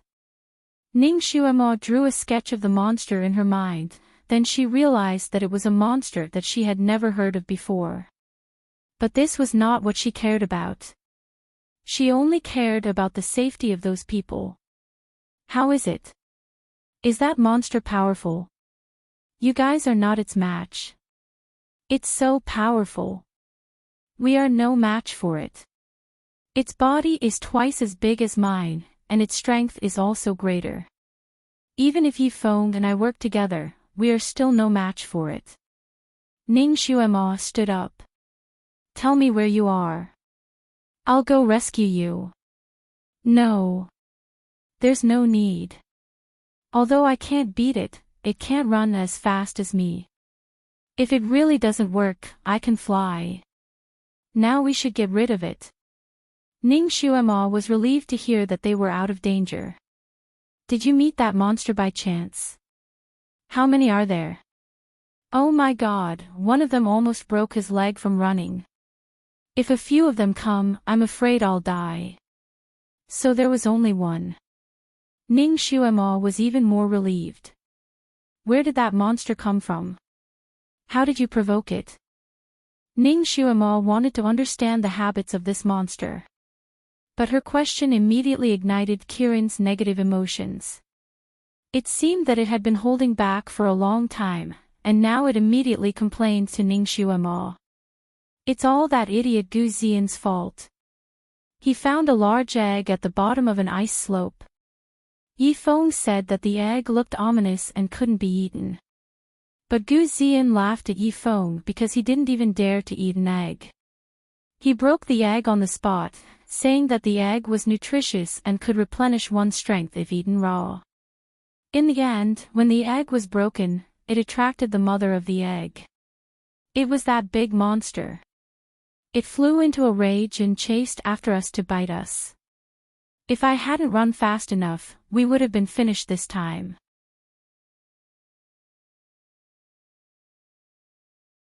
Chapter 1036. In such a snowfield, a young master like Gu Xian, who had not experienced any great storms, was just a burden. He could not accomplish anything, but he was good at spoiling things. It made people speechless. Kirin seemed to still be in the process of escaping, so after it said a few more words, it hurriedly ended the call with Ningxuema. In fact, Kirin was indeed still running for its life. It was like a bolt of blue lightning, flying across the vast white snowfield. The sled behind them was almost flying. It had barely touched the ground, and the wind mixed with the snow made their cheeks hurt. A huge monster that looked like a dinosaur and was covered in white scales was chasing after them. The monster's speed was so fast that it was almost on par with the little Qilin. When Gu Xian turned around, he saw the monster staring at him with its lantern-sized eyes. It was glowing with an ominous glint. Its huge mouth opened and roared from time to time. Gu Xian could almost see its huge sharp teeth with a few strands of flesh hanging from them. He was so scared that his legs were trembling. His face was pale, and his hands were trembling so much that he almost lost his grip on the sled. The monster opened its mouth, and a strong, fishy wind blew toward them. "Ah!" Yan Ziyuan cried out in alarm. She lost her grip on the sled, and her hands loosened. Her whole body flew out like a kite with a broken string. Behind her, the white monster was waiting with its huge mouth open. Gu Xian shouted, "Ziyuan." But he only held on tightly to the sled and turned his head away. He could not bear to see Yan Ziyuan being torn apart. Yifeng also flew out the moment Yan Ziyuan was thrown out. He raised his speed to the maximum and finally caught Yan Ziyuan before she fell into the monster's mouth. But he was too fast, and he could not stop in time. He could only watch as he flew into the monster's mouth. When the monster saw that there was one more person, it was naturally very happy. It quickly opened its mouth wider, waiting for a big meal to be delivered. Yan Ziyuan could almost see the monster's house-sized mouth. A huge blood-red tongue with flesh spikes curled up, and stinky saliva dripped down the monster's mouth drop by drop. She was so scared that her face turned pale and her heart felt like it was going to jump out of her chest. Her vision suddenly turned black as a large hand covered her eyes. Yifeng's slightly cold voice sounded in her ears, "Don't be afraid, I'm here." These simple words gave Yan Ziyuan great comfort.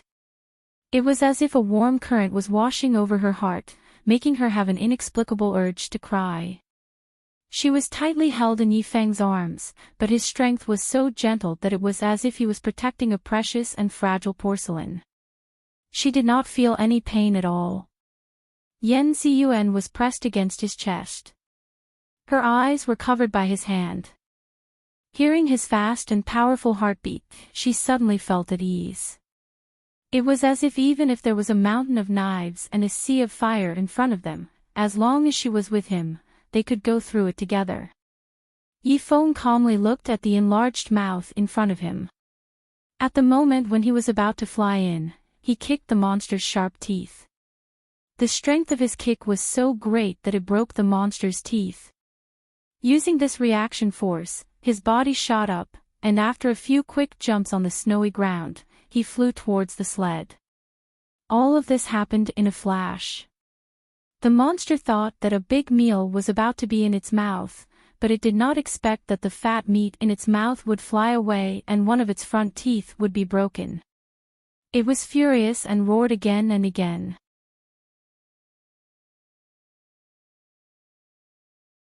Chapter 1037. The roar was so loud that Gu Ziyan almost fainted. His face was drained of color as he gripped the sled tightly. He urged Kiran, who had deliberately slowed down to wait for Yifeng, to speed up. If it wasn't for the fact that Gu Ziyan's blood was the antidote to the curse, Kiran would have thrown Gu Ziyan out to feed the monster. How could there be such a scum in this world? Yifeng finally rushed back with Yan Ziyuan in his arms. Because of this delay, the white monster was very close to them. Kiran waited for Yifeng to regain his footing before picking up speed. Finally, they managed to put some distance between them and the monster. The wind on the icy plains was strong to begin with, and with Kiran's lightning-fast speed, the wind was so strong that it could almost flip a person over. The real wind was like a knife cutting through the air. At this time, it was snowing. The usually soft and light snowflakes were like small cannonballs under the relatively high speed, smashing down on Yifeng and the others. Yifeng gripped the sled tightly with one hand and raised his sleeve to protect Yan Ziyuan. At the same time, he used Sharkman's power of origin to keep her warm. Yan Ziyuan had an indescribable feeling in her heart. She wanted to push him away, but she also wanted to hug him tightly. This feeling was sweet and sour at the same time. It made her slightly absent-minded. The person in front of her who was hugging her was very warm. At the same time, he was also protecting her tightly, as if he was afraid that she would be hurt. On the other hand, Gu Ziyan was very unlucky. The wind blew so hard that he couldn't open his eyes. His fingers were frozen, and his hair was blown wildly by the wind. He had lost his gentle and elegant image of a noble young master. Now, he was clutching the sled tightly like a madman. He screamed in horror, "Slow down! Slow down! I'm going to be thrown off. Ziyuan, tell Kiran to slow down. Slow down." Kiran was furious. It said fiercely, "Shut up. If you dare to say another word, I'll chop you up and feed you to the dogs." Gu Ziyan immediately kept quiet out of fear, not daring to say another word. He could only continue to hold on to the sled tightly. Like a frightened quail, he curled himself up into a ball and looked at the monster that was getting closer and closer to him with fear and trepidation. He no longer cared that Yifeng was holding Yan Ziyuan. "Kacha, kacha." The sled beneath him suddenly made a strange noise. Yifeng's expression changed slightly as he frowned. This was bad. The sled was about to fall apart. Coincidentally, one of the logs under Gu Ziyan broke. His body tilted and he was almost thrown off. In his panic, he couldn't help but shout, the sled is breaking." Naturally, Yan Ziyuan also knew that the sleigh was about to break. Her face turned pale, and she couldn't help but tighten her grip on Yifeng's hand. Yifeng hugged her tightly with one arm and comforted her softly, "Don't be afraid." Yifeng's voice seemed to have a strange soothing effect. It made her panicked mind slowly calm down. The little Qilin tried to slow down in order to slow down the speed of the snow sleigh's destruction, but the white beast was relentless in its pursuit. As soon as it slowed down, the white beast fiercely opened its mouth and fiercely closed it again. The sound of its white teeth biting down was extremely loud. Gu Ziyan was so scared that his soul almost flew away. He kept urging, "Faster, faster. Ah, no, you can't go too fast. It'll fall apart. What should we do? Yifeng, don't you have any ideas? It's a pity that I've lost all my power. Otherwise, I would definitely be able to stop it." The wind was too strong, and his voice was broken in the air.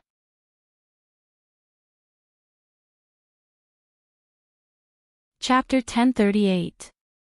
Yen Ziyuan was barely able to hear what he said. However, she was also concerned about him. Hearing the change in pitch of his voice, she could not help but ask Yifeng, what did he say? Yifeng looked back at the monster that was about to catch up to them. Then, he looked at Yen Ziyuan, who was in his arms. Steeling himself, he pulled her hand and placed it on the sled. You can do it. Hold on tight. Yen Ziyuan subconsciously tightened her grip on the wooden handle. Suddenly, she felt a chill run down her back. Yifeng's body was sent flying backward. His cold voice could still be heard clearly in the wind. Kirin, you take the two of them and leave first. I will bring up the rear. Bring up your sister's bloodline. He was simply no match for the monster. Bringing up the rear would only make him a snack for the monster. Was he planning to use his own flesh and blood to help the two of them? That stupid fish. Kirin opened its mouth and turned around to grab Yifeng's robes. Then, it tossed him onto its back. The wind was too strong and Kirin could only shout, Master said, we must go through thick and thin together. If we are going to leave, we will leave together. After that, it used the same method to toss Yen Ziyuan onto its back. Just as it was about to reluctantly hold Gu Ziyan in its mouth, Gu Ziyan saw the huge mouth right before his eyes. Fear welled up in his heart and he could not stop himself from taking a step back. He avoided Kirin's mouth. Kirin. Holy shit. At the same time, the fragile sled was no longer able to withstand Kirin's lightning-fast speed. With a crash, it broke into pieces. Gu Ziyan rolled and was thrown out. The inertia was too great and he rolled like an unstoppable ball. When he finally managed to stop rolling and opened his eyes, he was so frightened that he nearly fell to the ground. Behind him, the white monster was less than 10 steps away from him. Seeing that he was alone, the white monster's eyes filled with excitement and ferocity. It opened its mouth and charged toward him. Ah! Help! I was left behind. Kirin. I was left behind. Ziyuan. Gu Ziyan let out a shrill cry. His voice had completely changed. It was almost inhuman. Kirin cursed under his breath and had no choice but to turn around and run back. Gu Ziyan was about the same distance away from the two beasts. When Kirin arrived, the white behemoth had also arrived. Its big mouth was facing Gu Ziyan, and its saliva was almost dripping onto his head. Gu Ziyan seemed to have fainted from the shock and was paralyzed on the spot. The white behemoth was stunned and it saw the little Qilin that had run away come back like a bolt of lightning. While it was in a daze, the little Qilin had already gathered all its strength. Its big head fiercely slammed into the relatively soft part of the behemoth's body, causing the behemoth that was twice its size to stumble back a few steps. Kirin's head was also dizzy from the impact. It shook its big head and took the opportunity to pick up the unconscious Gu Ziyan with its mouth and threw him on its back. At the same time, it muttered, "Why is there a foul smell?" Then, it sped up and ran a few steps. A pair of fleshy wings spread out on its body, and it flew up like a small glider. It was actually very sad. If it was not so urgent, Kirin would not let anyone else ride on its back except for its master and the Divine Lord. Now that the situation was urgent, it had no choice but to carry them on its back and fly for a while. The white behemoth obviously could not fly, but it was unwilling to give up and chased after them for a long distance. When it saw that it could not catch up, it resentfully stopped.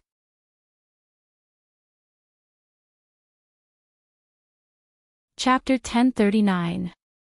The monster roared a few times at the sky where Kirin had disappeared. Its long and sorrowful cries resounded through the sky. Kirin carried Yifeng and the others into the air. Gu Ziyan finally woke up. When he woke up and saw himself flying in the air, he was so scared that he trembled. When he was unconscious, Yifeng had been holding him tightly. Otherwise, he wouldn't have been able to sit on Kirin's back. When Yifeng saw that he had woken up, he also let out a sigh of relief and said lightly, "Hold on tight." In order for them to have something to hold on to, the little Qilin deliberately changed the Qilin armor on its back into a few handles. Yifeng moved aside and let Gu Ziyan hold on to one of the handles. Gu Ziyan also knew that this was a moment of life and death, so he quickly held on tightly. He had been frightened too much today and his mind was on the verge of collapse.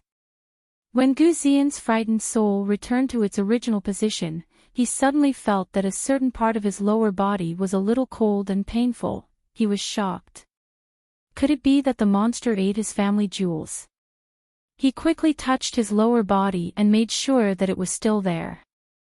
Only then did he let out a long sigh of relief. Yifeng coldly watched him touch himself. He buried Yan Ziyuan's face in his arms, not letting her see this unsightly scene. Gu Ziyan's touch was completely subconscious. When he realized how embarrassing it was to do it, he had already finished touching himself. Even if Gu Ziyan's skin was as thick as a city wall, his handsome face couldn't help but turn red at this moment. He was embarrassed in front of his love rival. Not only did he touch himself, he was also so scared that he wet his pants. If those two people knew about this, then he, Gu Ziyan, would really find a hole to hide in. However, Kirin's back was wide enough and he was sitting behind Yifeng and the others. They shouldn't be able to smell it, right? Gu Ziyan could only clamp his legs together and pretend that nothing had happened. He adjusted his wolf fur robe to make himself look more natural. He wanted to change the topic to end this awkward situation. He cleared his throat and said, "Ziyuan, you've..." Before he could finish his sentence, Kirin interrupted, "Gu Ziyan, why is your butt so wet? Damn it, did you pee your pants just now?" Gu Ziyan was speechless. His face turned even redder as he tried to defend himself. "No.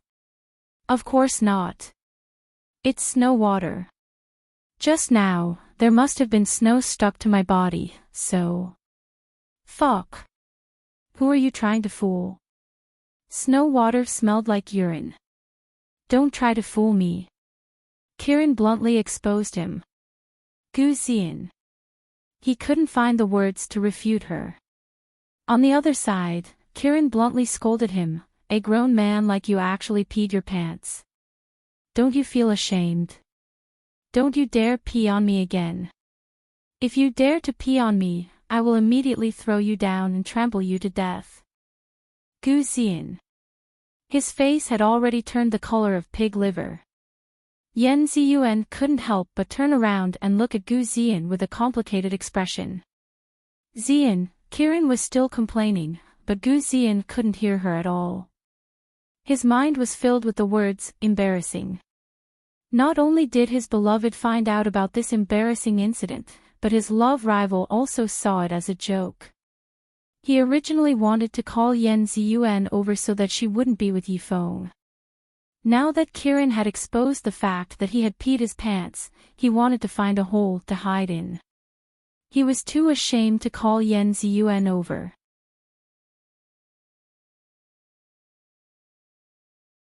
Chapter 1040. Yifeng did not look back at all. It had nothing to do with him whether that person peed in his pants or not. The wind was biting cold. No matter who it was, opening their mouth would result in a stomach full of wind. The little Qilin was flying too fast, so Yan Ziyuan didn't dare to move carelessly on its back. She wanted to ask about Gu Ziyan's situation, but after being hit by the wind several times, she finally gave up. Kirin did not fly for a long time in the air. Yan Ziyuan and Gu Ziyan's psychokinesis was either weak or non-existent, so they could not withstand the strong wind in the air. The two of them could not withstand a long flight, so Kirin flew for less than half an hour before Gu Ziyan painfully shouted for it to stop. Kirin laughed at him for a while, then slowly descended when it saw that the white monster was no longer there. During this time, Yan Ziyuan had been very quiet, staying beside Yifeng. No one knew what she was thinking. Yifeng had been protecting her, slowing down the wind for her. He lowered his eyes and looked at Yan Ziyuan, who was sitting quietly beside him with her head lowered. Suddenly, he felt a little warm in his heart. She was now willing to sit beside him and let him shelter her from the wind and rain. This was like a dream. The pain in his heart for the past few days was like the ice and snow of early spring, slowly melting away. His empty and frozen heart was filled at this moment. It was warmed and gradually became alive. Again and again, it beat vigorously, although the conditions were bad, and they were still running for their lives. Yifeng felt satisfied.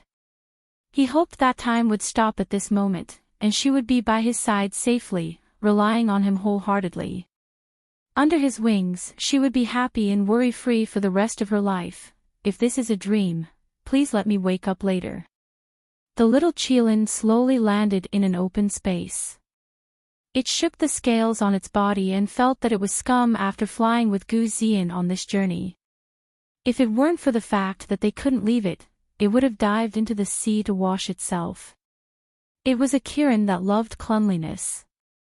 After Yifeng landed safely with Yan Ziyuan in his arms, he subconsciously hugged her to protect her. Gu Ziyan rolled and crawled down from the little Qilin's back. He staggered and stood firm on the ground. After seeing Yifeng's action towards Yan Ziyuan, the fire in his heart flared up. In a flash, he felt as if his hat had been cuckolded by a lot. He resisted the urge to get angry and squeezed out a gentle and handsome smile. Ziyuan, come here. Why do you always stay with other men? Yan Ziyuan was stunned and hesitated for a moment. She looked at him and then looked at Yifeng.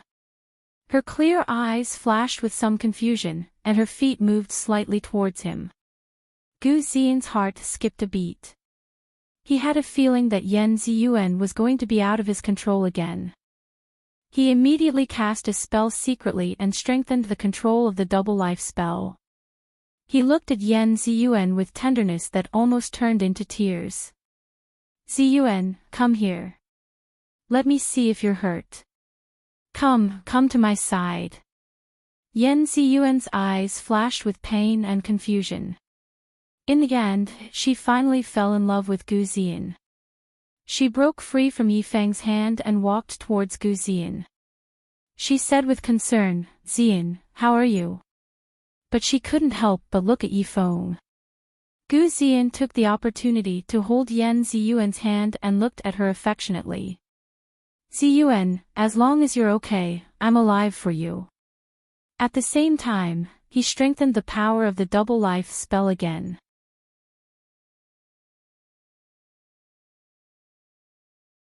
Chapter 1041.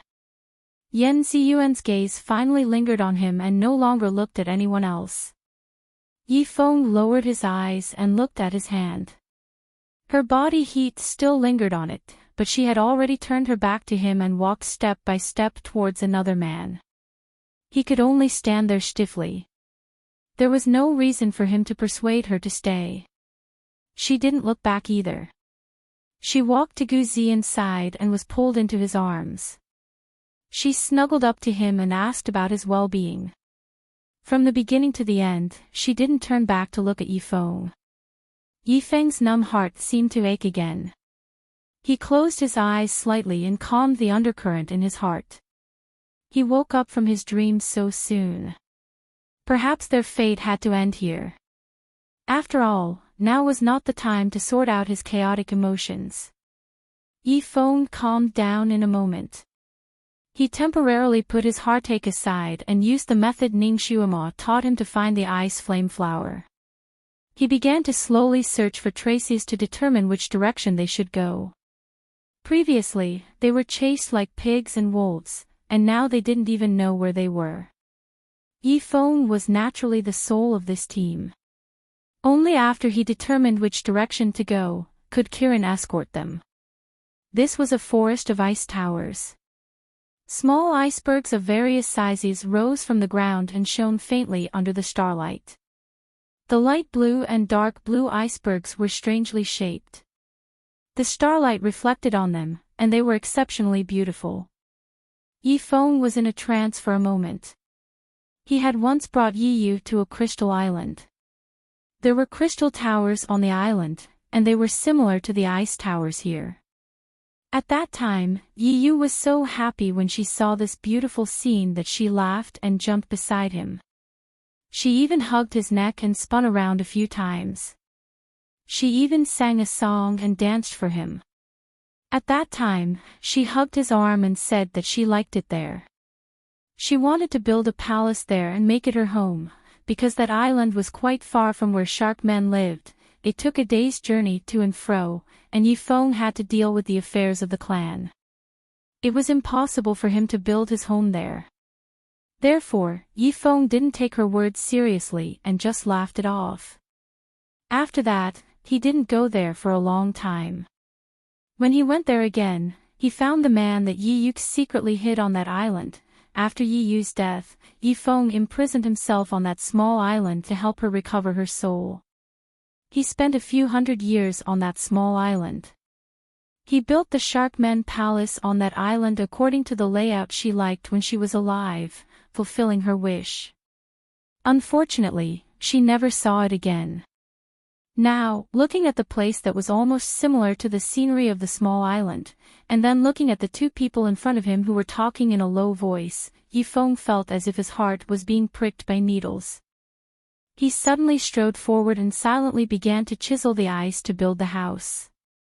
After this round of running, Gu Xian's legs were weak and his bones felt like they were about to fall apart. He glanced at the busy Yifeng and didn't say anything. After thinking for a while, he pulled Yan Ziyuan's hand and said, "Ziyuan, let's check the surroundings. If there's no danger, we'll rest here." Yan Ziyuan also felt like her body was about to fall apart. She actually wanted to rest more. She couldn't help but look at Yifeng. Yifeng was only focused on chiseling the ice and didn't raise his head to look at them. For some reason, Yan Ziyuan was a little afraid of being alone with Gu Xian.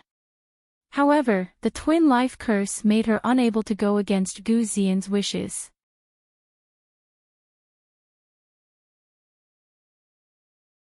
Chapter 1042. Therefore, she paused for a moment and said, "Let's not run around. There might be monsters or something like that. Let's not separate for the time being." Gu Xian's expression did not look too good. When Yan Ziyuan said this, she could not help but look at Yifeng a few times. It was obvious that she had unknowingly taken Yifeng as her pillar of support. She was his future wife. He should be her sky and she should rely on him. But now, she could not help but look at Yifeng. This was with the effect of the twin life curse on her. Without the twin life curse, she would not even be bothered to look at him at this time. She clearly loved him so much.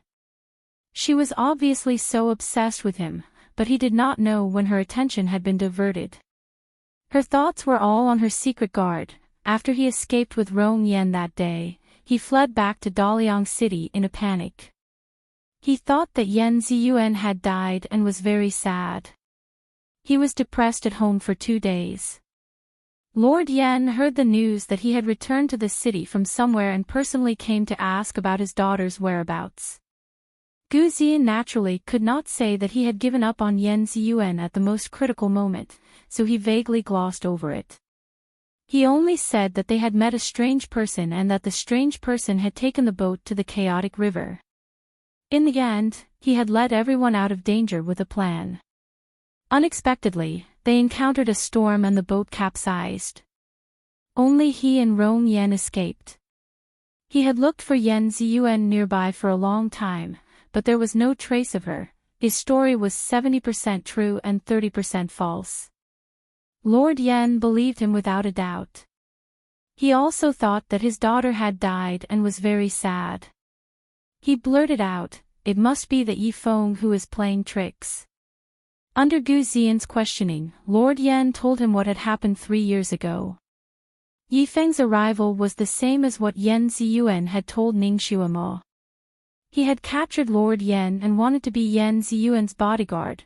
Lord Yan had been on tenterhooks for the past few years, afraid that Yifeng would harm his daughter's life. Later, when he saw that he had been protecting Yan Ziyuan, he was slightly relieved. However, he always felt that this unknown man with amazing martial arts was harboring evil intentions. He had always been on his guard. Now that he heard that his daughter had died, he immediately thought of this matter.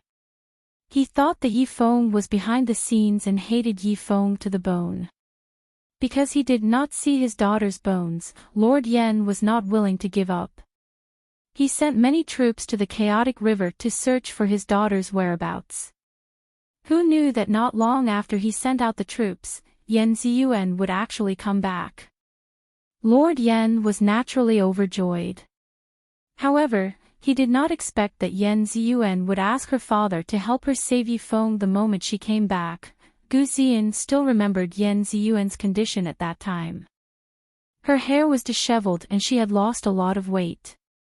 Her clothes were also dirty because of the long journey. At that time, Lord Yan was at Gu Ziyan's place. Yan Ziyuan directly barged in and knelt in front of Lord Yan. She said that Yifeng was Sharkman. He had saved her life in the chaotic river but was taken away by Yi Qingwan. She did not know if he was dead or alive. She begged Lord Yan to find someone to save Yifeng no matter what.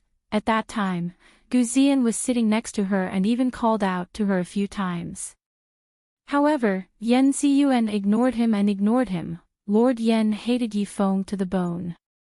Even if he knew that Yifeng had saved his daughter, his view did not change much. It was impossible for him to save Yifeng. Moreover, he did not have any connections to save someone from Yi Qingwan.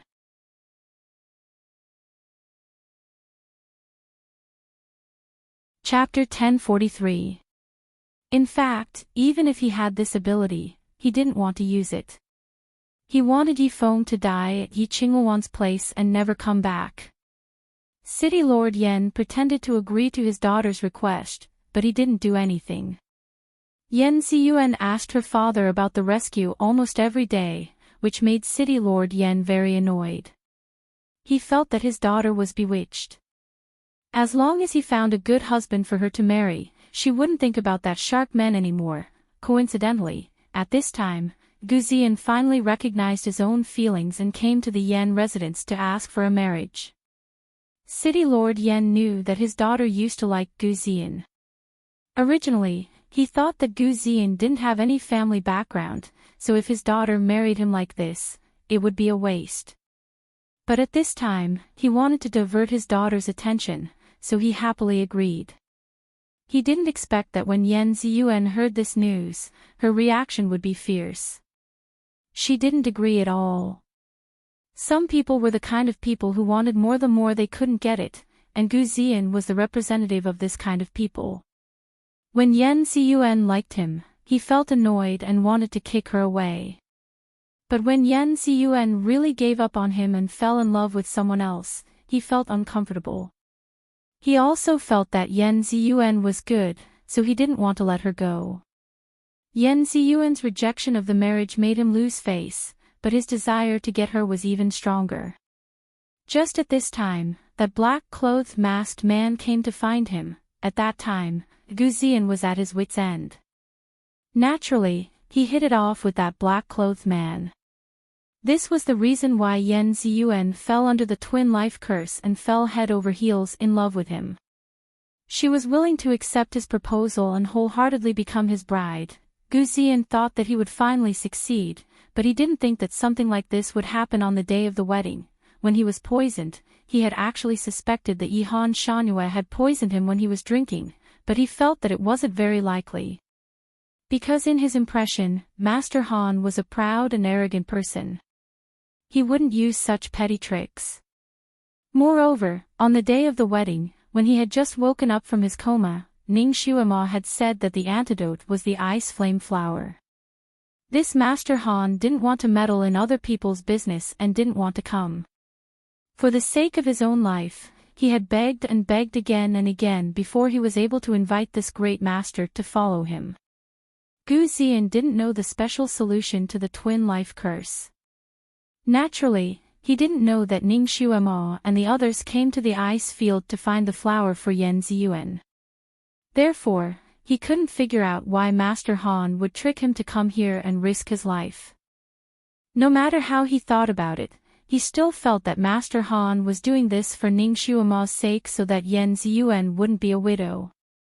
Along the way, Ning Xuemo was cold enough to him. Yi Feng was originally cold to him. As for that Master Han, he had always been proud and aloof. He simply ignored him. He also knew that these people didn't fall out with him because of his relationship with Yan Ziyuan. Therefore, he endured it and tried his best not to provoke them. He didn't want to find trouble for himself. But in his heart, he had made up his mind.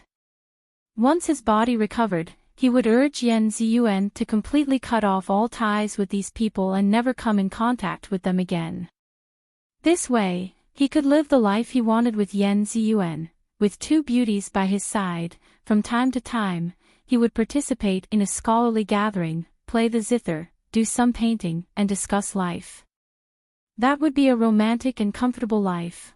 Of course, to be Gu Ziyan's woman, in the future, 3 obedience and 4 virtues were a must. After he went back, he would slowly let Yan Ziyuan learn these things.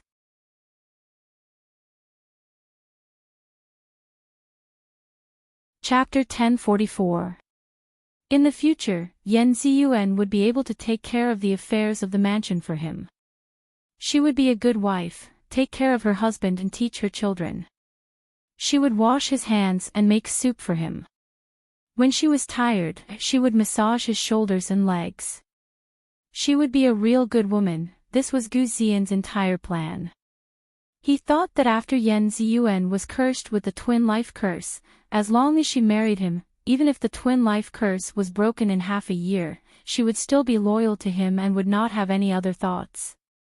However, he did not expect that in these few days of getting along, Yan Ziyuan's eyes would become more and more attracted to Yi Feng.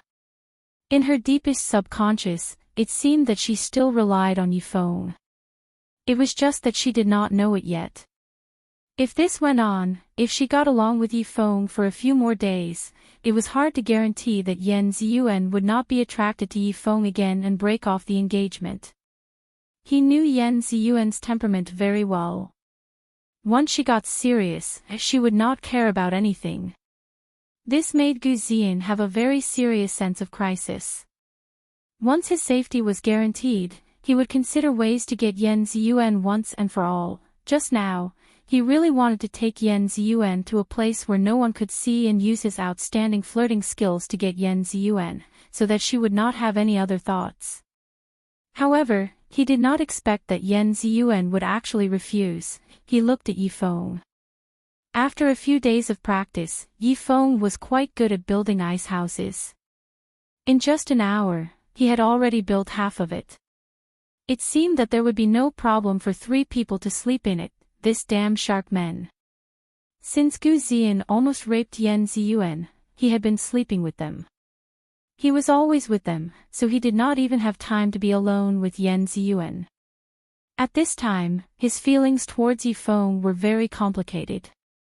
He could not bear to leave him, but he also hated him. With Kiran glaring at them from the side, Gu Ziyan could not force Yan Ziyuan to leave. So, he smiled and said, "We're just going to walk around here for a while to stretch our muscles. We won't be too far from here." To this point, Yan Ziyuan did not raise any objections. Sure enough, she obediently allowed him to hold her hand and stroll around the ice tower. Kiran had been instructed by its master to follow Yan Ziyuan and Gu Ziyan as long as they were alone. Gu Ziyan originally wanted to take Yan Ziyuan to a remote place to do his deed, but when he turned around, he saw Kiran's sharp eyes. Under the gaze of such a pair of eyes, he didn't dare to have any dirty thoughts. Later on, he held hands with Yan Ziyuan and enjoyed the beautiful scenery nearby. He was very talented. Not only did he know how to play the piano, but he also knew how to recite poems. In addition, the unique scenery here made him very interested in poetry. He casually recited a poem and won Yan Ziyuan's praise. Occasionally, he would even make her laugh non-stop. "Ziyuan, I heard that you can sing very well. Why don't you sing for me?" Gu Ziyan was in the mood again. "Sure."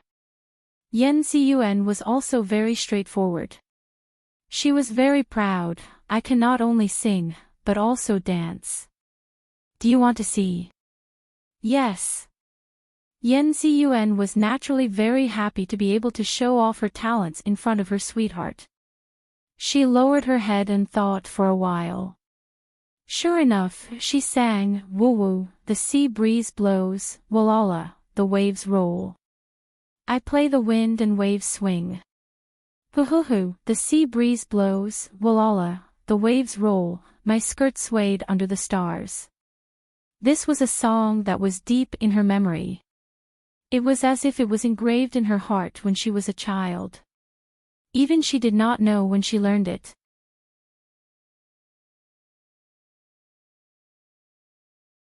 Chapter 1045. In fact, she had never been to the seaside before coming here, but she would occasionally see the sea in her dreams. She dreamed that she was singing and dancing on top of the waves under the starlight, singing this song. The tune of this song was beautiful and soothing, as if an innocent mermaid had unfolded her skirt in the wind and danced with the rise and fall of the waves. It was quiet, peaceful, and the world seemed to be moved by her singing. The originally howling cold wind seemed to be much smaller.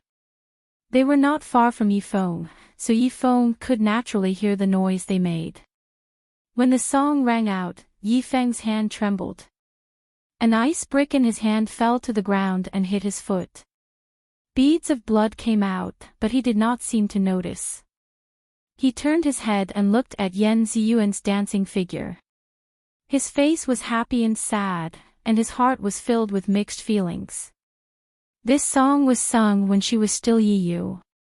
He had written the lyrics, composed the music, and sung by Yiyu's heavenly voice.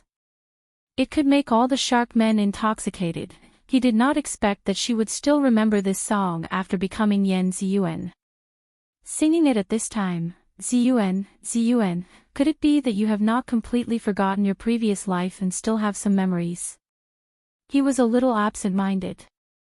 He did not even notice when Gu Ziyan and Yan Ziyuan came back. Yifeng, your foot is injured. Why are you so careless?" Yan Ziyuan's voice suddenly rang out. Yifeng seemed to wake up from a dream. He looked down at his foot and saw that the wound was not small. The blood soaked his entire foot red.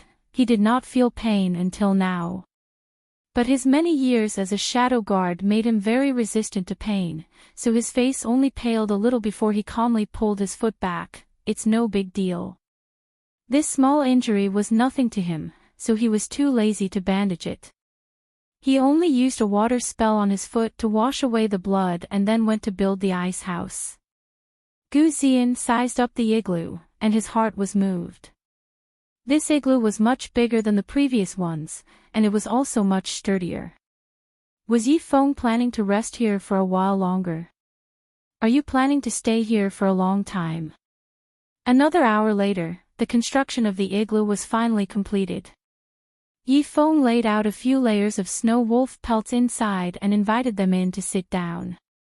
He said, "You guys can rest here for a while and recover your strength. I will go out to look for the icy flame flower. This way, we can move faster." It would be much faster for him to travel alone on the ice field, and Yan Ziyuan would no longer have to suffer from frequent travel. Although she didn't say anything along the way, Yifeng had already noticed that her hands and feet were all frostbitten because of running in the snow. Her small hands were as cold as carrots, and her cheeks were frozen solid.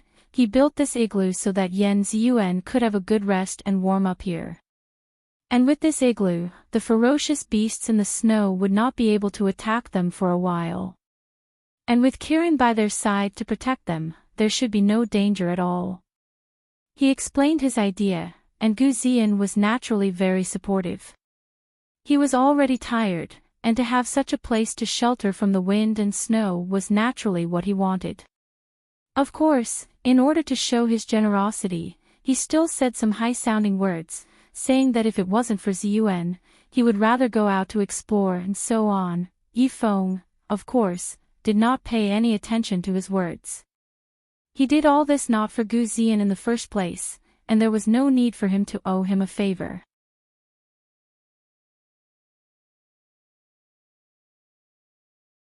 Chapter 1046. Yan Ziyuan didn't say anything. Firstly, she was really too tired. Her hands and feet were still trembling. Secondly, she felt that if Yifeng didn't bring her and Gu Ziyan along, the efficiency of looking for the flowers would be higher. Yifeng said a few words and then walked out. He told Kirin what he wanted. Kirin was busy bathing itself and nodded, "Don't worry. With this mythological beast here, the two of them are very safe." Yifeng looked back at Yan Ziyuan and saw that Yan Ziyuan's eyes were still on Gu Ziyan. She didn't even look at him. His eyes darkened and he turned around to leave.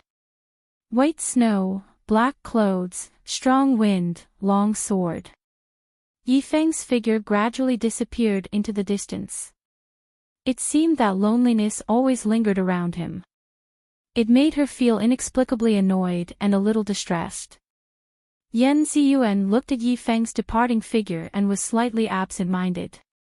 It took her a long time to come back to her senses when Gu Ziyan called her name. "Ziyuan, I heard that he was your brother in your previous life." Gu Ziyan's expression was unclear. Not knowing why, Yan Ziyuan was slightly annoyed. "Yes. Yifeng really dotes on you. It seems that you two were very close in your previous life." Gu Ziyan probed. "It should be. I don't remember."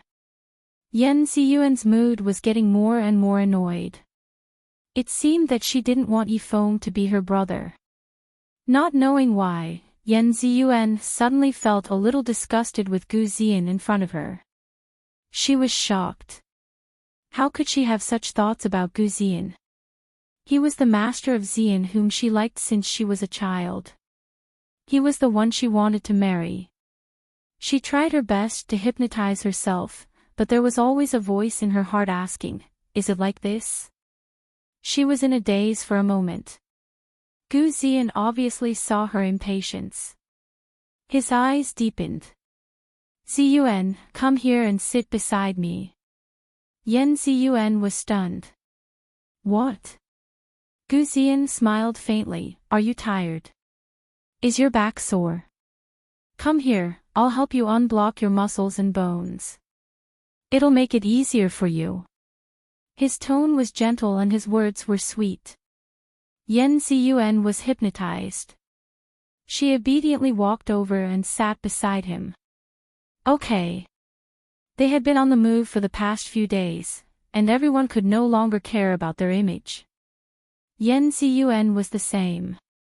Her hair was a little messy, and the bearskin robe wrapped around her body made her look a little bloated. But even so, her disheveled state did not diminish her beauty by much. There was also a strange fragrance on her body that was faint and would not dissipate. Gu Ziyan gently massaged her shoulders. His nose smelled the faint fragrance on her body, and he was a little restless. His lips touched her ear and he sighed softly. "Ziyuan, if it weren't for this strange disease of mine, we would be husband and wife now." Yan Ziyuan was kissed by him. Gu Ziyan often said this to her recently, and every time he said it, it meant that he wanted to bully her again. It was strange. She obviously liked him, but her body seemed to have its own will and was afraid of his touch. She subconsciously dodged to the side and avoided his lips. She took the opportunity to lie down on the wolfskin mattress. "I'm sleepy." Gu Ziyan's eyes darkened again. Although her will was controlled by him, her body was rejecting him. He made up his mind and lay down beside her. Their bodies were close together, and he stretched out his arms to hug her. Ziyuan, let's sleep together.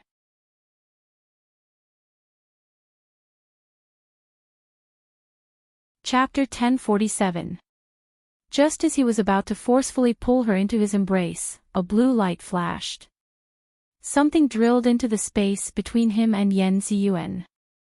Gu Ziyan was caught off guard and pulled the thing into his arms. The cold scales made Gu Ziyan's hands tremble. He anxiously opened his eyes to take a look, and he happened to meet the little Qilan's round eyes. "You scum, let go of me!" Kiran roared in his ears. Gu Ziyan did not expect that the person he loved would be hugging a Kiran instead. He was so scared that he quickly let go of Kiran.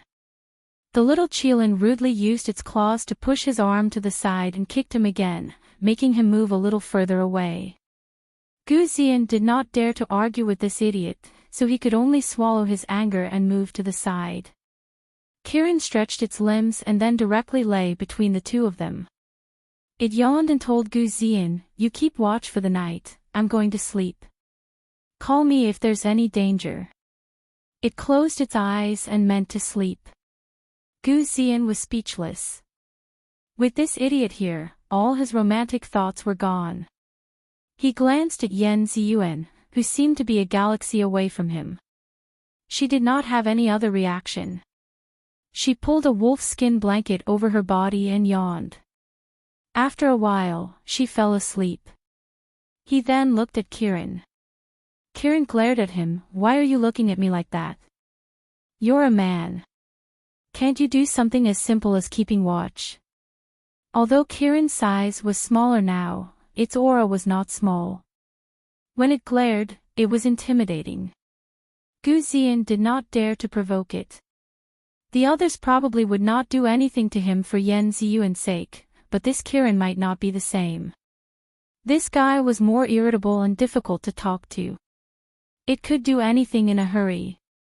Therefore, Gu Ziyan did not dare to provoke it. He even wanted to curry favor with it. "You must be tired after running around for the whole day. Take a rest. I'll keep watch. I'll call you if there's any danger." "That's more like it." Kiran closed its eyes in satisfaction. It finally had the time to contact its master. After a while, a reply came from the other side. "Kiran, how are things on your side?" "It's very safe. Gu Ziyan and Yan Ziyuan are resting in the ice house now." "What about Yifeng?" "Yifeng went out alone to look for the ice flame flower. He left me behind to take care of the two burdens." Ning Xuemo thought for a moment and understood Yifeng's meaning. She did not object and asked Kiran a few more questions. She knew that Kiran was very vigilant and had been acting as a third wheel in front of Yan Ziyuan and Gu Ziyan. She was even more relieved. Finally, she instructed Kiran, "If Gu Ziyan touches Ziyuan again, you can scratch him. Everything will be fine as long as you leave him alive. Do you understand?" "Understood," Kiran answered loudly. With its master's words, it could do whatever it wanted. If Gu Ziyan was sensible enough to stop harassing Yan Ziyuan, it would be fine. If he dared to touch her again, it would scratch him until his face was full of peach blossoms. It would let him know that he had to pay a heavy price for flirting with girls under its watch. Its cat-like eyes glanced at Gu Ziyan, making Gu Ziyan shiver inexplicably. He had the illusion that he was being schemed against. After a few hours of digestion and absorption, Ning Xuemo finally absorbed all the water psychokinesis on the blue crystal pillar under the guidance of Shinjiuli.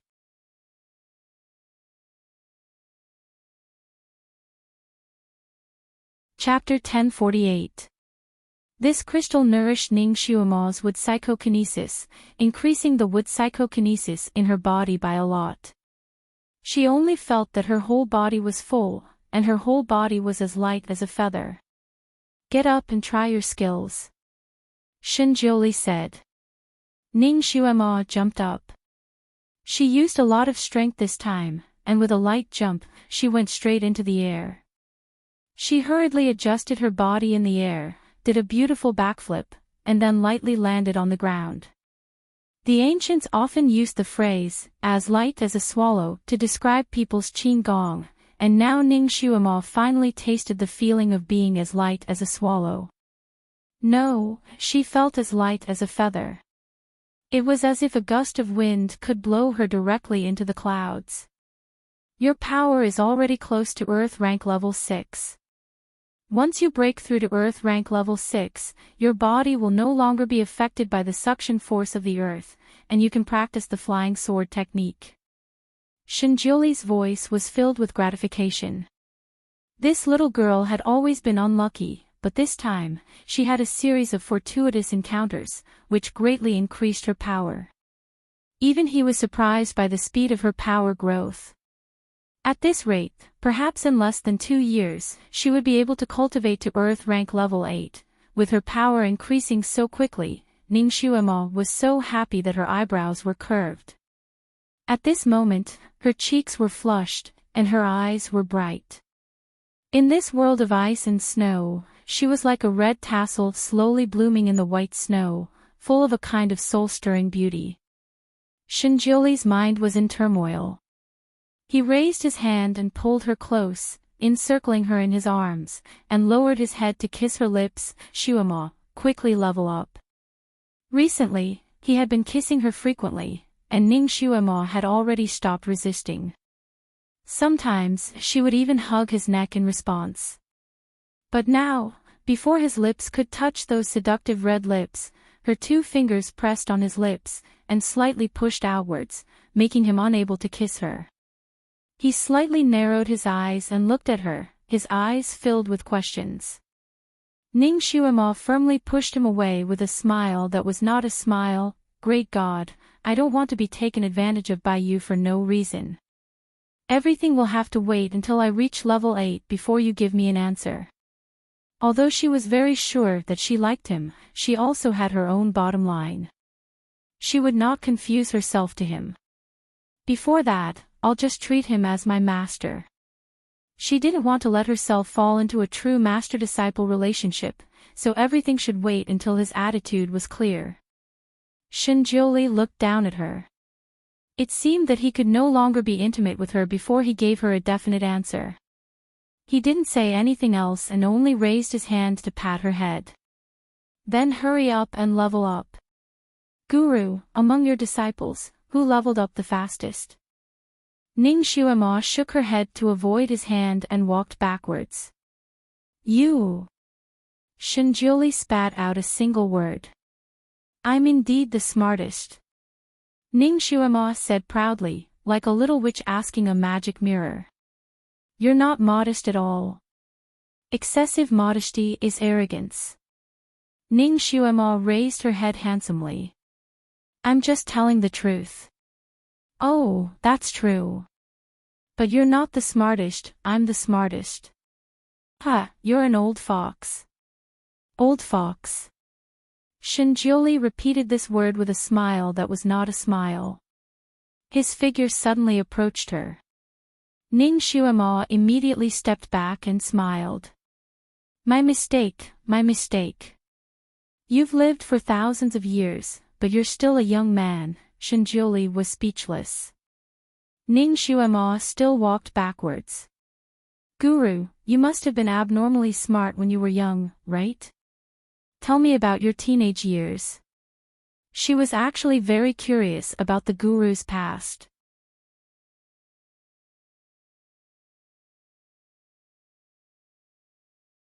Chapter 1049. Shinjuli lowered his eyes and said, It's been too long. I don't remember. That was true. He had lived for so long. How could he remember things that happened thousands of years ago? Asking him to remember when he was a teenager should be like asking her to remember when she was a baby. It was so long ago that it felt like a century ago. What are the Almighty's parents like? Which couple would give birth to such a freak? Shinjuli shook his head. I don't have parents. The Almighty was actually an orphan. Ning Xuema immediately felt that her sympathy was overflowing. They must have passed away a long time ago. So you've been alone all this time? Shinjiuli's eyes flashed slightly.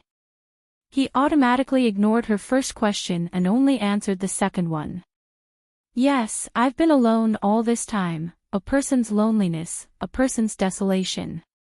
Although he was among all living beings, he was also drifting away from all living beings. His mind was in a trance, and a conversation inexplicably appeared in his mind. Supreme Divinity, aren't you bored being alone all this time? How about I always accompany you in the future? No need. I don't need anyone to accompany me. It's so boring to be alone. You see people getting married and enjoying family happiness. Aren't you envious just by looking at them? I'm not envious. You must be envious. You also want your own family, right? Why don't you marry me? You tried all kinds of ways to climb into my bed just to make me marry you. Of course. You think I just want to have a one-night stand with you. You're a girl, aren't you ashamed to talk to a man like this? Now that you mention it, it's indeed a little embarrassing. Why don't you try to propose to me?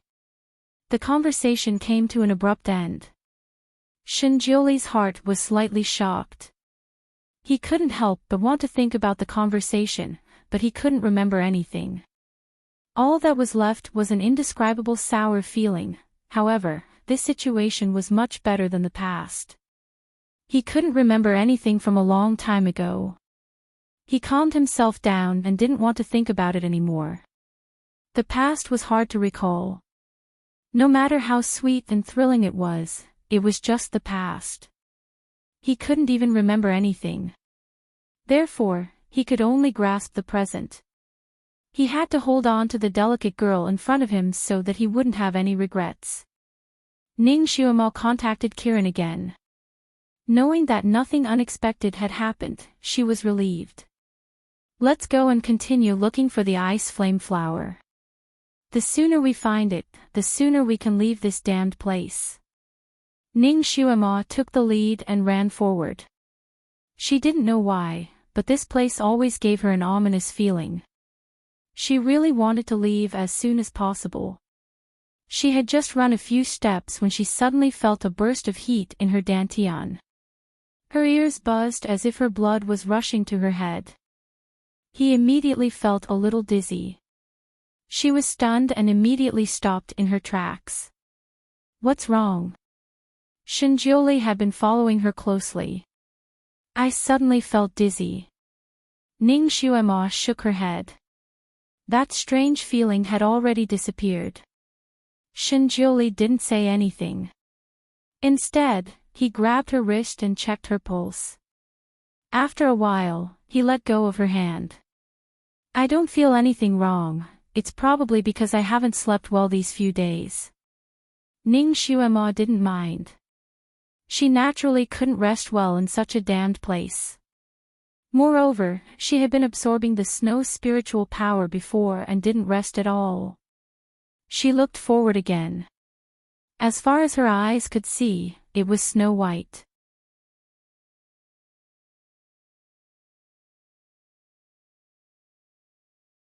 Chapter 1050.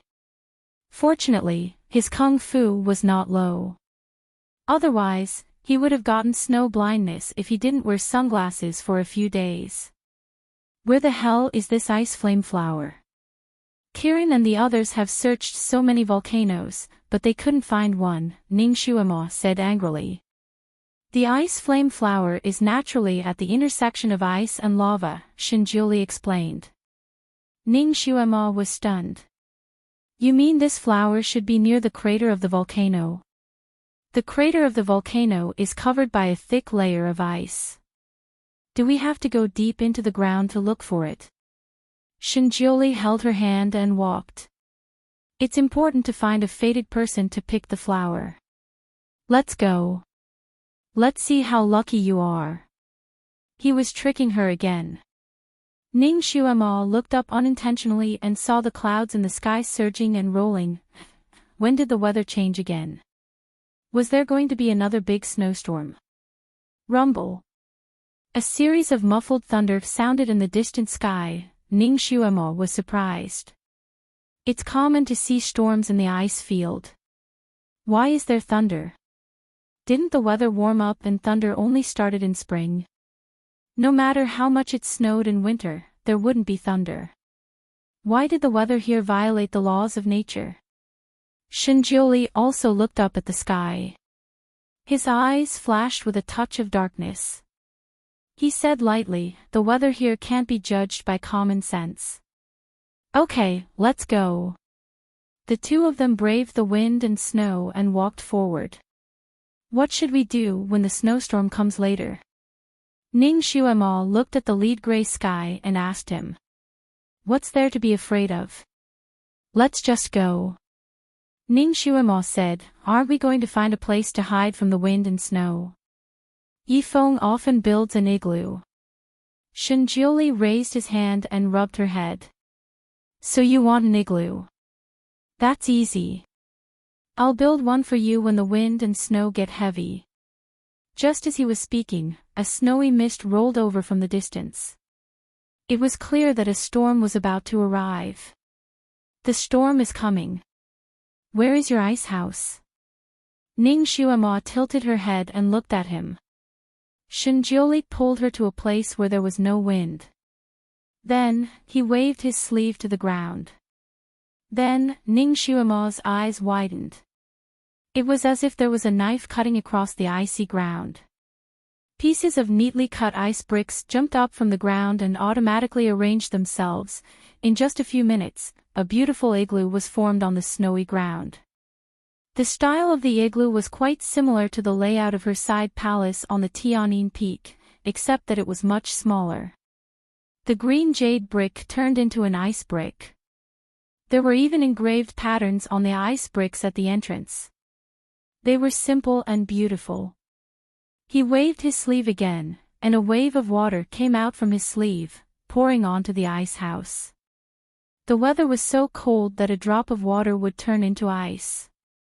After the wave of water hit it, it froze solid in the blink of an eye. It looked like a crystal palace. The Almighty built a house in the blink of an eye as if he was blowing air. Ning Xuema couldn't help but sigh. Almighty, it's so easy for you to build a house. Why didn't you build one when we were traveling together? If he had shown this ability earlier, they would have suffered less. Shinjioli said lightly, only the Venerable Dizun knows this ability. Han Shangyue doesn't. Ning Xuema understood. The Almighty didn't want to reveal his identity as the Venerable Dizun. This was also true. It seemed that only a few people knew that Han Shangyue was the Venerable Dizun's incarnation.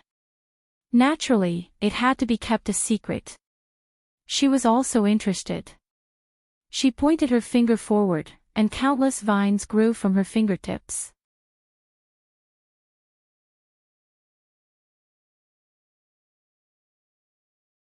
Chapter 1051. The countless vines that grew out climbed up the igloo like Boston ivy. After a while, the vibrant greenery was about to cover the igloo completely. In the vast expanse of whiteness, the greenery was eye-catching and exceptionally pleasing to the eye. Shinjioli glanced at her and said, your kung fu has improved a lot. Ning Xuema was proud. Of course. She walked around the igloo and said, haha, our cooperation is quite seamless. Of course, when the two of us work together, we are a perfect pair and invincible. Shinjioli casually said and pulled her into the igloo.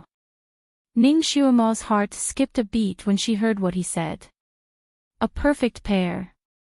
Did he also think that she was a perfect pair with him? She was finally not completely useless in front of him anymore. She would become stronger in the future so that she could be worthy of him. Only then could she be worthy of the phrase, a perfect pair. She was shocked when she walked in. The interior of the igloo was covered with an oversized bearskin that covered the entire floor. It was furry and felt like stepping on soft grass. It was unusually comfortable. Needless to say, this bearskin was from the big white bear that she had hunted. She didn't notice when the Almighty skinned the bear. The Almighty loved cleanliness, so this bearskin was unusually clean and smooth like satin. Ning Xuema pounced on it and rolled on it. Then, she lay down on her back and said, "It's so comfortable." The snowstorm had started outside and the snowflakes were as big as a mat. The strong wind mixed with the ice and snow, stirring up heaven and earth. She couldn't tell where the sky was and where the earth was. Outside, it was snowing heavily, but inside the igloo was as warm as spring. Ning Xuema lay on the bearskin mattress and felt unusually satisfied. She ate a few pieces of soft pastries that the Almighty took out and looked at the snowstorm outside. She wondered how Yifeng and the rest were doing. They should be hiding from the wind and snow in the igloo, right? When Gu Zian and Lin Yiqian woke up, Yifeng hadn't returned yet.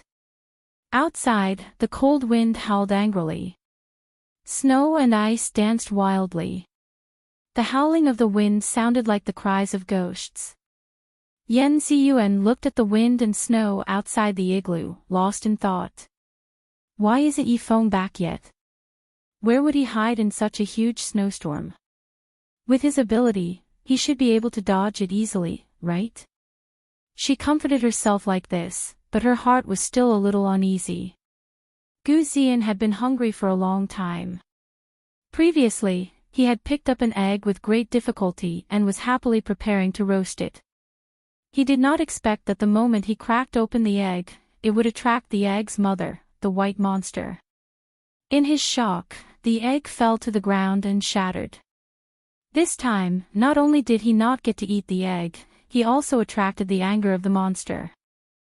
Gu Zian, who was still in a state of shock, had long forgotten about his hunger. Now that he was out of danger and had rested enough, he felt his stomach rumbling. He had been so scared that he ran away that he didn't have much physical strength in the first place. Right now, he only felt extreme hunger. His stomach rumbled like a drum, louder and louder, grumble.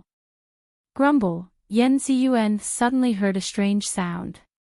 Looking for the source of the sound, she realized that Gu Zian's stomach was singing the empty fort strategy happily. Gu Zian's face turned red. Why did he always make a fool of himself in front of his sweetheart?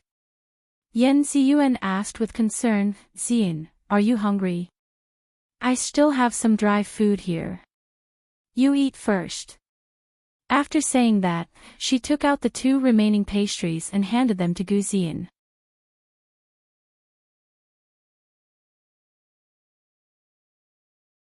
Chapter 1052. Gu Zian took it and put it to his mouth. Suddenly, he remembered something. He raised his head and reluctantly handed a piece of pastry back to Yan Ziyuan. "Ziyuan, you eat too." Yan Ziyuan was actually very hungry, but she still wanted to leave the food for Gu Zian. She shook her head and looked away from the pastry. "I'm not hungry, Zian. You're still weak. You eat it." Gu Zian said a few more words before he put the pastry in his mouth with satisfaction. He tried to keep his image as a gentleman and ate it. But he was really hungry. A small piece of pastry couldn't solve anything at all. Instead, it made him feel even more hungry. After he finished the first piece, he couldn't help but stare at the last piece of pastry. Yan Ziyuan handed the last piece of pastry over. Gu Zian was about to reach out to take it. Kirin was furious. "Gu Zian, are you still a man? You ate all the pastry and let your fiancé watch." Gu Zian took the pastry and coughed lightly. He said seriously, "How could I eat this pastry by myself? I felt that this pastry had been left outside for too long. It was cold and dry. I wanted to warm it up in my arms before giving it to Ziyuan." Kirin snorted. "Sophistry." Gu Zian put the pastry in his arms and warmed it up for a while. Then, he took out the pastry and held Yen Ziyuan by his side to feed her intimately. Yen Ziyuan felt a little warm in her heart. When she saw Gu Ziyan about to eat the 2 pieces of pastry, she felt a little uncomfortable now. It turned out that Gu Ziyan was afraid that she would eat it cold and wanted to warm it up for her. He still loved her very much. Yen Ziyuan ate the pastry that Gu Ziyan fed her in small bites. After eating some, she looked up. Ziyan, you eat some too. Gu Ziyan looked like he was struggling. When he was about to go down the slope and feed himself some pastry, Kiran snorted again. Can't help but show your true colors. TSK TSK. Gu Ziyan looked like his flesh was being cut. He waved his hand and pretended to be magnanimous. I'm not eating. Ziyuan, hurry up and eat. I'm already very touched that you accompanied me to the ice field. How can I let you suffer? Yen Ziyuan's eyes flashed with warmth. Ziyan, we are husband and wife. There's no need to talk about suffering. Wherever you go, I'll go. The little Qilin couldn't take it anymore and turned its head away. This scum of a man's flirting was indeed beautiful, but no matter how beautiful he was, it couldn't change his scum nature. How could Yen Ziyuan like such a two-faced, cowardly and hypocritical person? If Yi Feng lost to this kind of person, it would be the biggest joke in the world. When Yen Ziyuan's curse was broken, Kiran would be the first to bite this scumbag to death. Gu Ziyan wrapped the white wolf skin that he peeled off from the Wolf King and walked around in a circle. The white wolf's skin was not very warm, and his skinning technique was not very good. Therefore, a good piece of skin was full of holes after being skinned by him, and the wind was leaking out. He couldn't stop shivering. From time to time, he moved his hands and feet to keep warm. The hunger in his stomach was even stronger. After a long time, he saw that the snow outside had stopped. He was cold and hungry. He couldn't sit still anymore. He looked outside again. 6 to 8 hours had passed, and Yi Feng still hadn't returned. He couldn't help but ask, Kiran, how long do we have to wait? Why is Yi Feng gone for so long? Did he leave us behind and leave by himself?